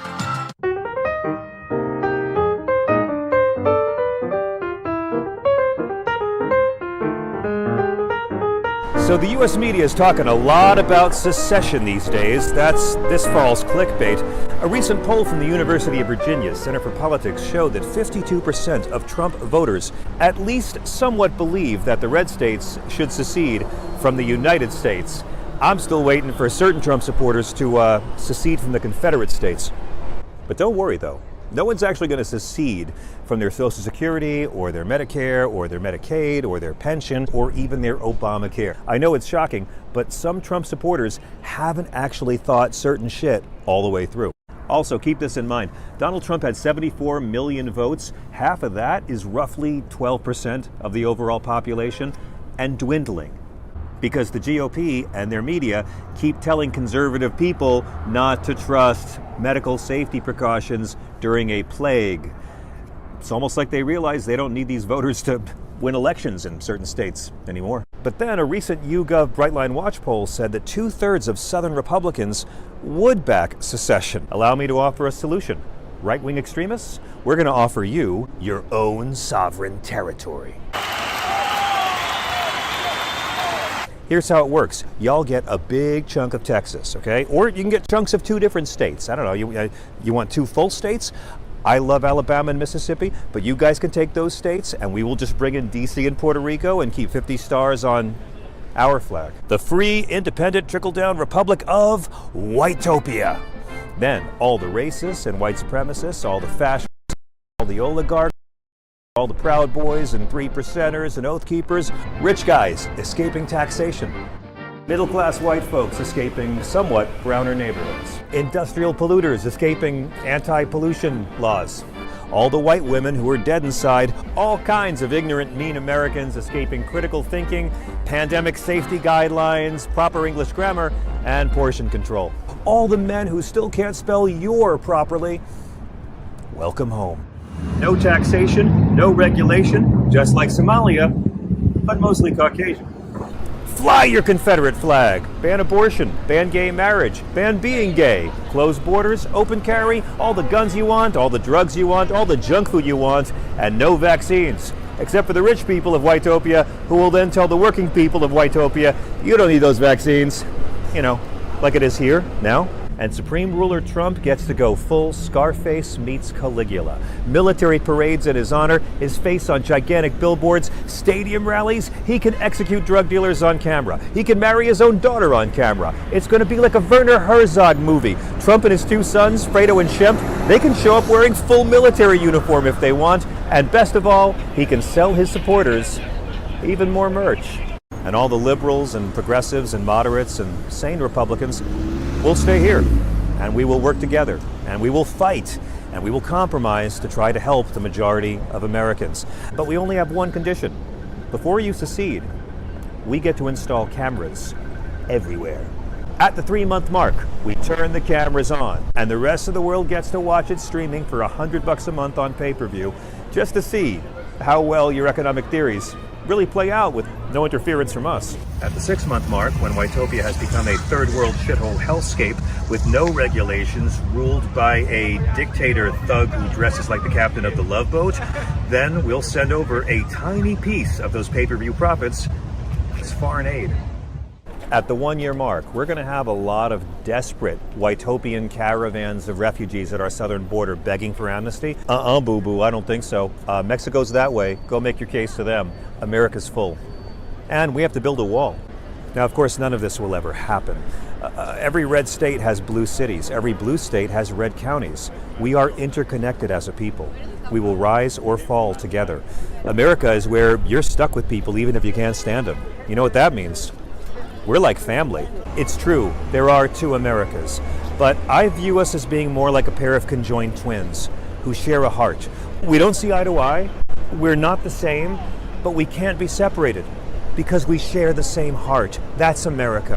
Although, in reality, in this scenario, only one of the twins has a brain, and the twin that doesn't have a brain won't stop just beating the crap out of the one that does have a brain. The one that has a brain just has to sit there, I guess, and fucking take it, because that's civility, right? When the brainless twin goes low, we gotta go high, so we just keep getting pummeled in the face by our brainless twin because we share the same heart. And that's America. And they asked me to end this on a positive note. This is cold.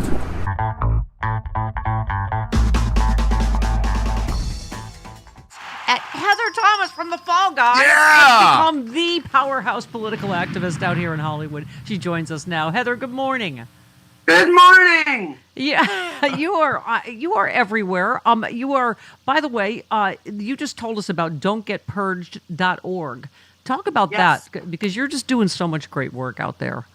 Oh, well, that has a long history. In 2018, I did it for Stacey Abrams, and I had don'tgetpurged.org. It's a website.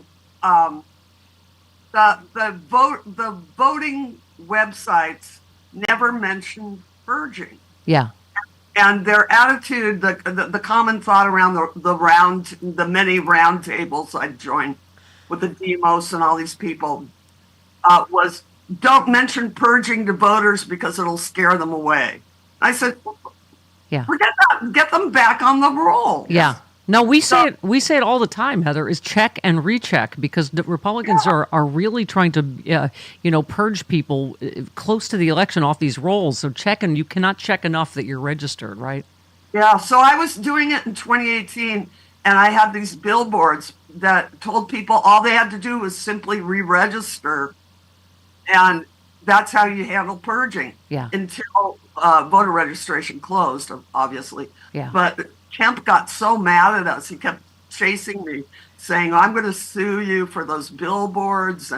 But we had 3 million people through the website this year alone. Well, you're making all the right people mad. So anyway, let's... By the way, Chris had to remind me, what's the name of the movie? What's his name? The famous actor guy is in. But you and Lee Majors made it an appearance at the end. It was hilarious. The Fall Guy. The movie version of the Fall Guy. Yeah, the movie. You blink, you'll miss me. But I'm in after the post-credit, Marvel thing. Yeah, that's amazing. And you wrote a great book, Trophies. Let's talk about the women's, just based on your experience in Hollywood as a woman. I mean, they just don't know what's coming, do they? I mean, we keep saying Rovember is coming, but we're seeing it in the early numbers, aren't we? They do not know how pissed we are. Because did you notice that the highest thing in Iowa, the highest demographic was women over 65? Yeah. It was massive. Because we remember. I had a cousin that threw herself down the stairs. Oh, wow. Remember all that stuff? Yeah. It was bad. And those women are angry. We marched. I remember in the 90s going, I can't believe I'm still marching about this. Yeah. Yeah. I mean, someone called it like mama bear energy or whatever you want to call it, but it just, if they could surgically insult more groups of people, including women, postmenopausal women, childless women, I mean, and then they're on to Puerto Ricans and Haitians, and it just, I have... Get all the stops, and they get the most exultant when they can do it, women of color. Yeah. So. Yeah. Yeah. Isn't it amazing that this white supremacist MAGA movement is going to produce the first female black president tomorrow? I am convinced of it. Are you feeling confident? Yes. When they added the tech bros, they got extra offensive. You know, because if you listen to any of those Curtis Yarvin spews, it's always it sounds like nouveau rich 13-year-olds, and they literally use the term underclasses. Yeah. Like, these guys are so full, they're so big for their britches. Yeah. Yeah. And I think that's further alienating women, and also they're low propensity voters, young guys. I mean, I hate to say it. That was a bad place to hang your hat. Yeah. I remember the CW tried to make themselves the all dude network. Yeah. It was time in the 2000s, and that lasted about 3 months. Yeah. Yeah. It was a failure. Yeah. I just, and they just keep making it worse. Trump saying, I'm going to protect women whether they like it or not. I mean, so rapey, and he is in fact a rapist, and then also insulting on top of that, going, they're going to be thinking about abortion. Like, seriously? Women are going to just forget about losing their bodily autonomy. Well, it's kind of troll culture plus rape culture. Yeah. They could not get any worse. Yeah. I keep, it's just gross. Yeah. I mean, I don't, we don't even know anymore what to make of the polls, but it is depressing if they're correct and it is tied. I mean, it just really says a lot about racism, misogyny, whatever. But maybe I'm being too optimistic, Heather. I don't think it's going to be close. I think I don't either. I think that they inflated the polls.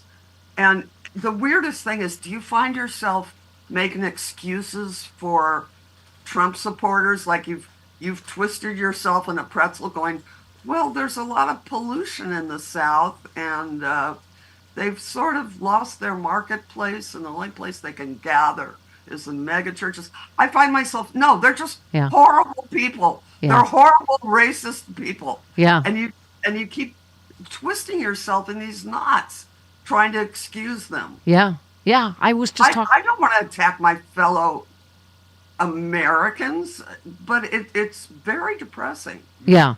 Well, color me as I think Joe Biden was right the first time. Yeah. I mean, I think you are garbage. If you support what this comedian was saying in Madison Square Garden and all of Trump's rhetoric, violent, racist, misogynistic, hateful rhetoric, that you are a garbage person, Yeah. And I just keep trying to make excuses for them, and I have to slap myself. Yeah. I've been talking all morning, Heather, about these couple of Halloween parades. One in Pennsylvania that pretended to lynch Kamala Harris. Another one pretended to drag her behind a car by chains. Her behind a golf cart. Yeah. Yeah. When parades line up, you line up. I've been in parades. You line up, and there are people with clipboards that are checking you off, and everybody approves that. Yeah, exactly. That's a good point, Heather. It's not just the people who did it. The people approved that went, oh, that's okay. It was approved. Yeah. I was in a parade once at Disneyland before my late night show came out, and no one knew who I was.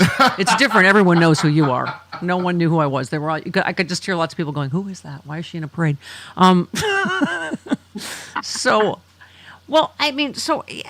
interesting. As someone who's had, that massive fame, the whole, what I was hearing, that some younger people are just seeing the Access Hollywood tape now. Yeah. The whole, you it's can going grab around them, TikTok. You can grab them by the seat, and if you're famous, they let you do it. Yeah. That was shocking to me when I saw that. Yeah. That's been a thing. Young girls watching that. Yeah, that didn't see it in 2016 or weren't, right. Yeah, old enough to vote or whatever. Right. Well, if they were 12 when it happened. They were 10. Their parents didn't let them see it. Yeah, I know. And now we were saying the problem is we're so numb to Donald Trump's atrocities that all this information, new like Epstein tapes, and Trump was his best friend, and we feel like, oh, I guess we already heard that or knew it. It's just like, does anything matter? Then you come back to social media and he's in a garbage man outfit. It was like that moment in Best in Show where the kid has Winky on the roof, and you just go, what?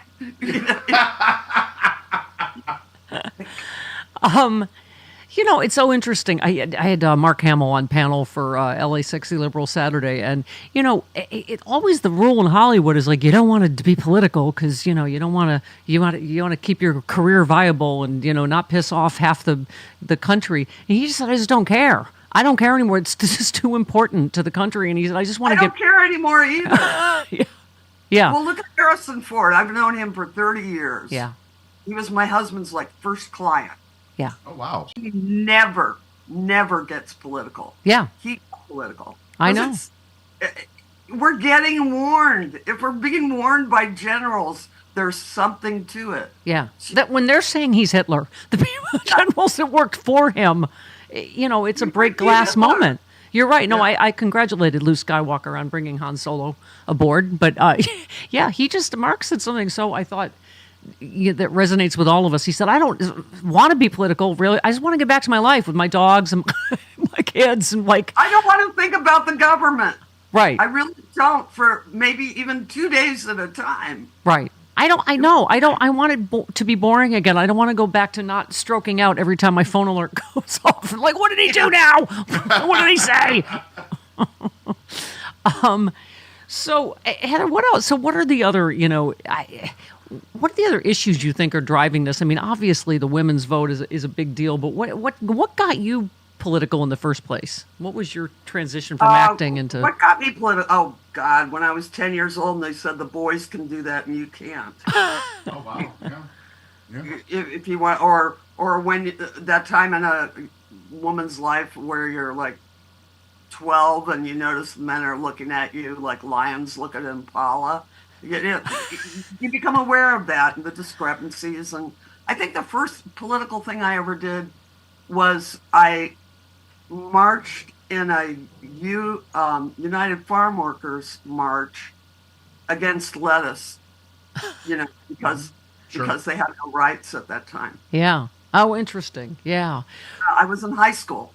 Wow. And, but I was a feminist first and environmentalist too. Yeah. Well, you've talked to, I mean, boy, no one gets objectified more than a beautiful Hollywood actress, right? And I just think that this election is going to be about women seizing their power back, don't you think? Yeah, and enough's enough. And I'm not. We have so many problems. Why are we dealing with revisionism now? Yeah, should be doing a moonshot for global warming, and we should be figuring out how to not let the robots kill us. Here's to that. We are not going back. I think your point is we're not going back. Is that what you're saying? We're not going back? Right, exactly. Yeah. All right. Heather, thank you so much for all you do on the political stage and using your platform, your superpowers for good. Yes, and how can we follow you? How can we follow you? I'm Heather Thomas AF on Twitter. That's awesome. Yeah. Okay. Love that. Trump's going to be the fall guy tomorrow. I'm just telling you. Okay. I had to get that joke in. Yeah. All right. Heather Thomas, we love you. Okay. Bye, honey. See you next time. Oh, look. Oh, that's Dell. That's my assistant. Hiya. She worked for you. Yeah. Wait. No, you work together on something. What's your name? Elle Hunter White. Yes. I know. For babies with AIDS, baby. Yeah, caring for babies. I know you. I love you. I miss you. I miss you too, girl. You have good taste in chicks. Thank you so much for helping us do this. Oh my God, I recognize. 30 years. Oh. Wow. 30 years. She's one of those perfect people. I would be nothing without Dell. Oh, and she's wearing a sea hat, and it is going to be revenge of the sea hats tomorrow. I tell you what. Yeah, we're so fucking angry. Oh, wow! Can't say that. Okay. Can I tell you one thing about Sorry, Heather? I can't say that. Oops, sorry. Can I tell you one thing about Heather? Yes. She took me to Obama's inauguration, and I was able to personally meet him. And now I could cry. And now that we're going to get a black woman, yep, we're going to go. Right? Yeah, we are. Dell can never maintain anywhere. Everybody I introduced her to, she just burst into tears. Oh, she's always been like that. Yeah. And please maintain. And Heather Thomas is right. Women are so angry. One of them just lost me my FCC license. So listen, get out there and vote. I'm so sorry. That's okay. We have ways of getting around that. It's all right. We dumped you. Yes. Okay. We love you, Heather Thomas. Thank Goodbye. you, Heather. Goodbye, Del. Bye. All right. 40.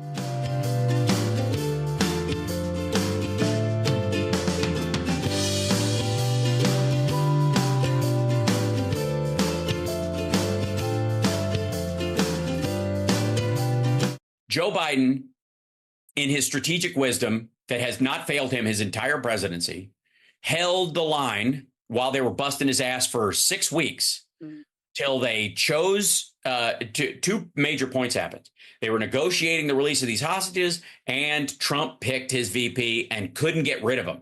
They didn't pick him, and then he had 24 hours till the thing, and then he could swap him out at the last second. He's stuck with this dumbass. And once he was stuck with him, and you know what the ticket is, he's like, "Whoop, I'm going to go. You got it. Tag team." And Trump says, it's like you're fighting a prize fighter, and then you're making progress, and then they replace them with a total prize fighter. Now, never mind the idea that A, that's not how that works, and B, if you're exhausted and you're saying they're bringing in somebody fresh, all you're doing is admitting to your exhaustion, right? More than anything. It has nothing to do with them. Secondly, it's tag team wrestling, dumbass.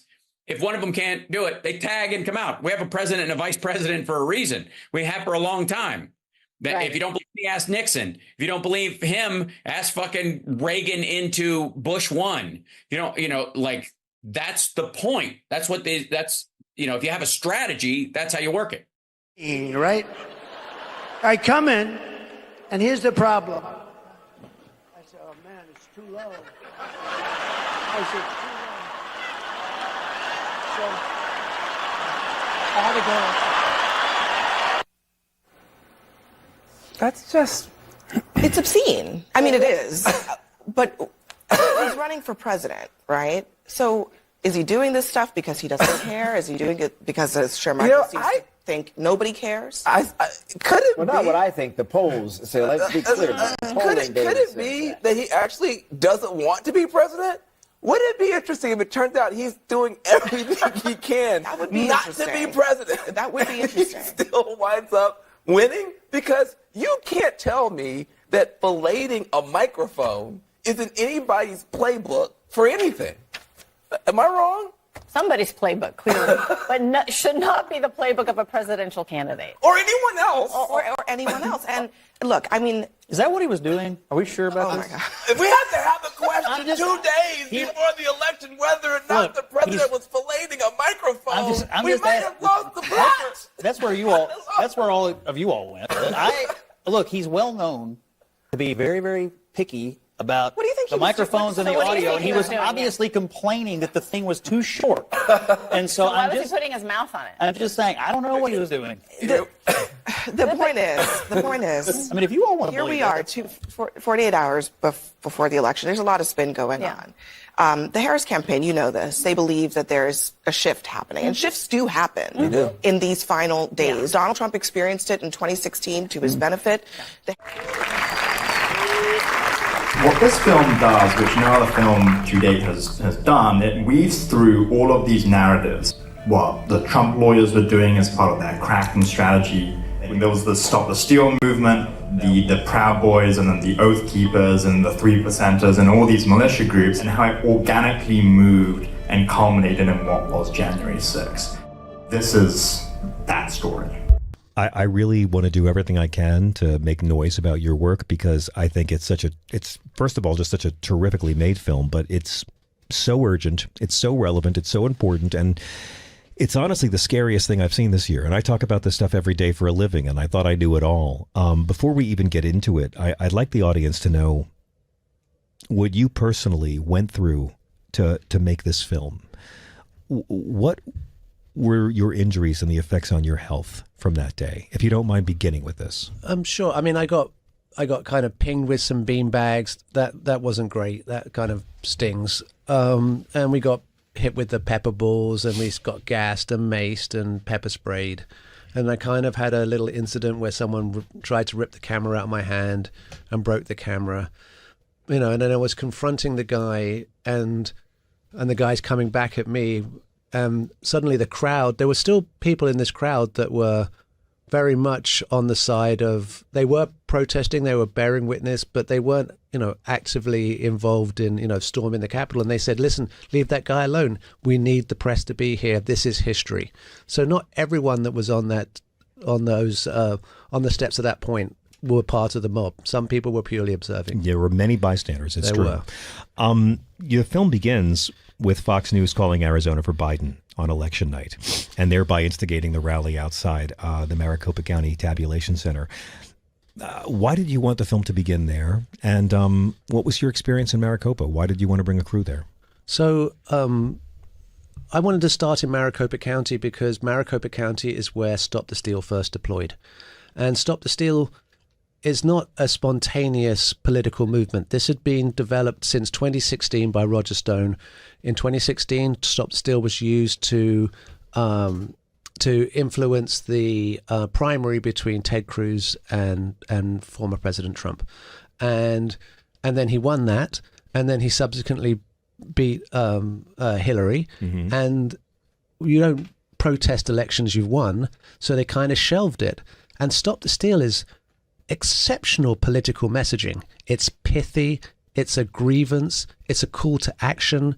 I mean, it's almost, it's exceptional political messaging. It's so short, it's got alliteration to it. It's Well, there's so much subtext. It's Yeah, like, whatever, exactly. you've been ripped off, you've been ripped off too. Yeah, and we can fix it by stopping it. Yeah. So they shelved it and they brought it out. And they brought it out. You could see the groundwork being laid in the summer. You saw it with the mail-in ballots and the ballot boxes, and you saw it with, even saw in the summer Steve Bannon on the circus says... Harris earlier talking about putting a vaccine skeptic in charge of women's health. Bobby Kennedy Jr., who has been privately advising the Trump campaign on cabinet positions, including recommending a fellow vaccine skeptic to lead the federal agency responsible for public health protection. Yep. That Kukadu from Florida. From Florida. Yeah, The Florida Surgeon General Joseph Lapido as head of health and human. I just can't. There is no. Every scenario is so frightening, Yeah. and then him saying no more fluoride in the water this week. He's a crazy person. As Whoopi Goldberg said in the movie Ghost, Molly, you in danger, girl. Thank you. Exactly, Christopher.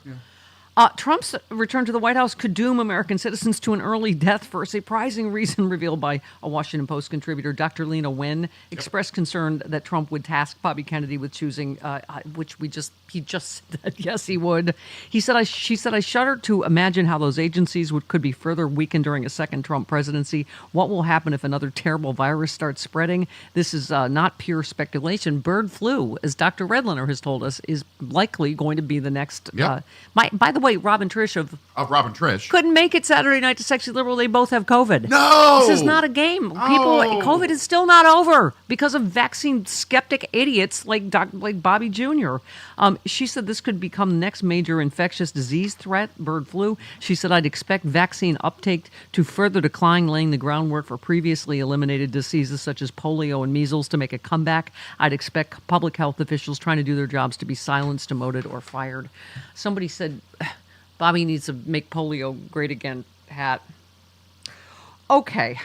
Also, Trump is lying again about saying he never wanted to end Obamacare. He tried how many times to end Obamacare? 11 billion times. Says, lying, Kamala's given a news conference say I want to end Affordable Care. I never said such a thing.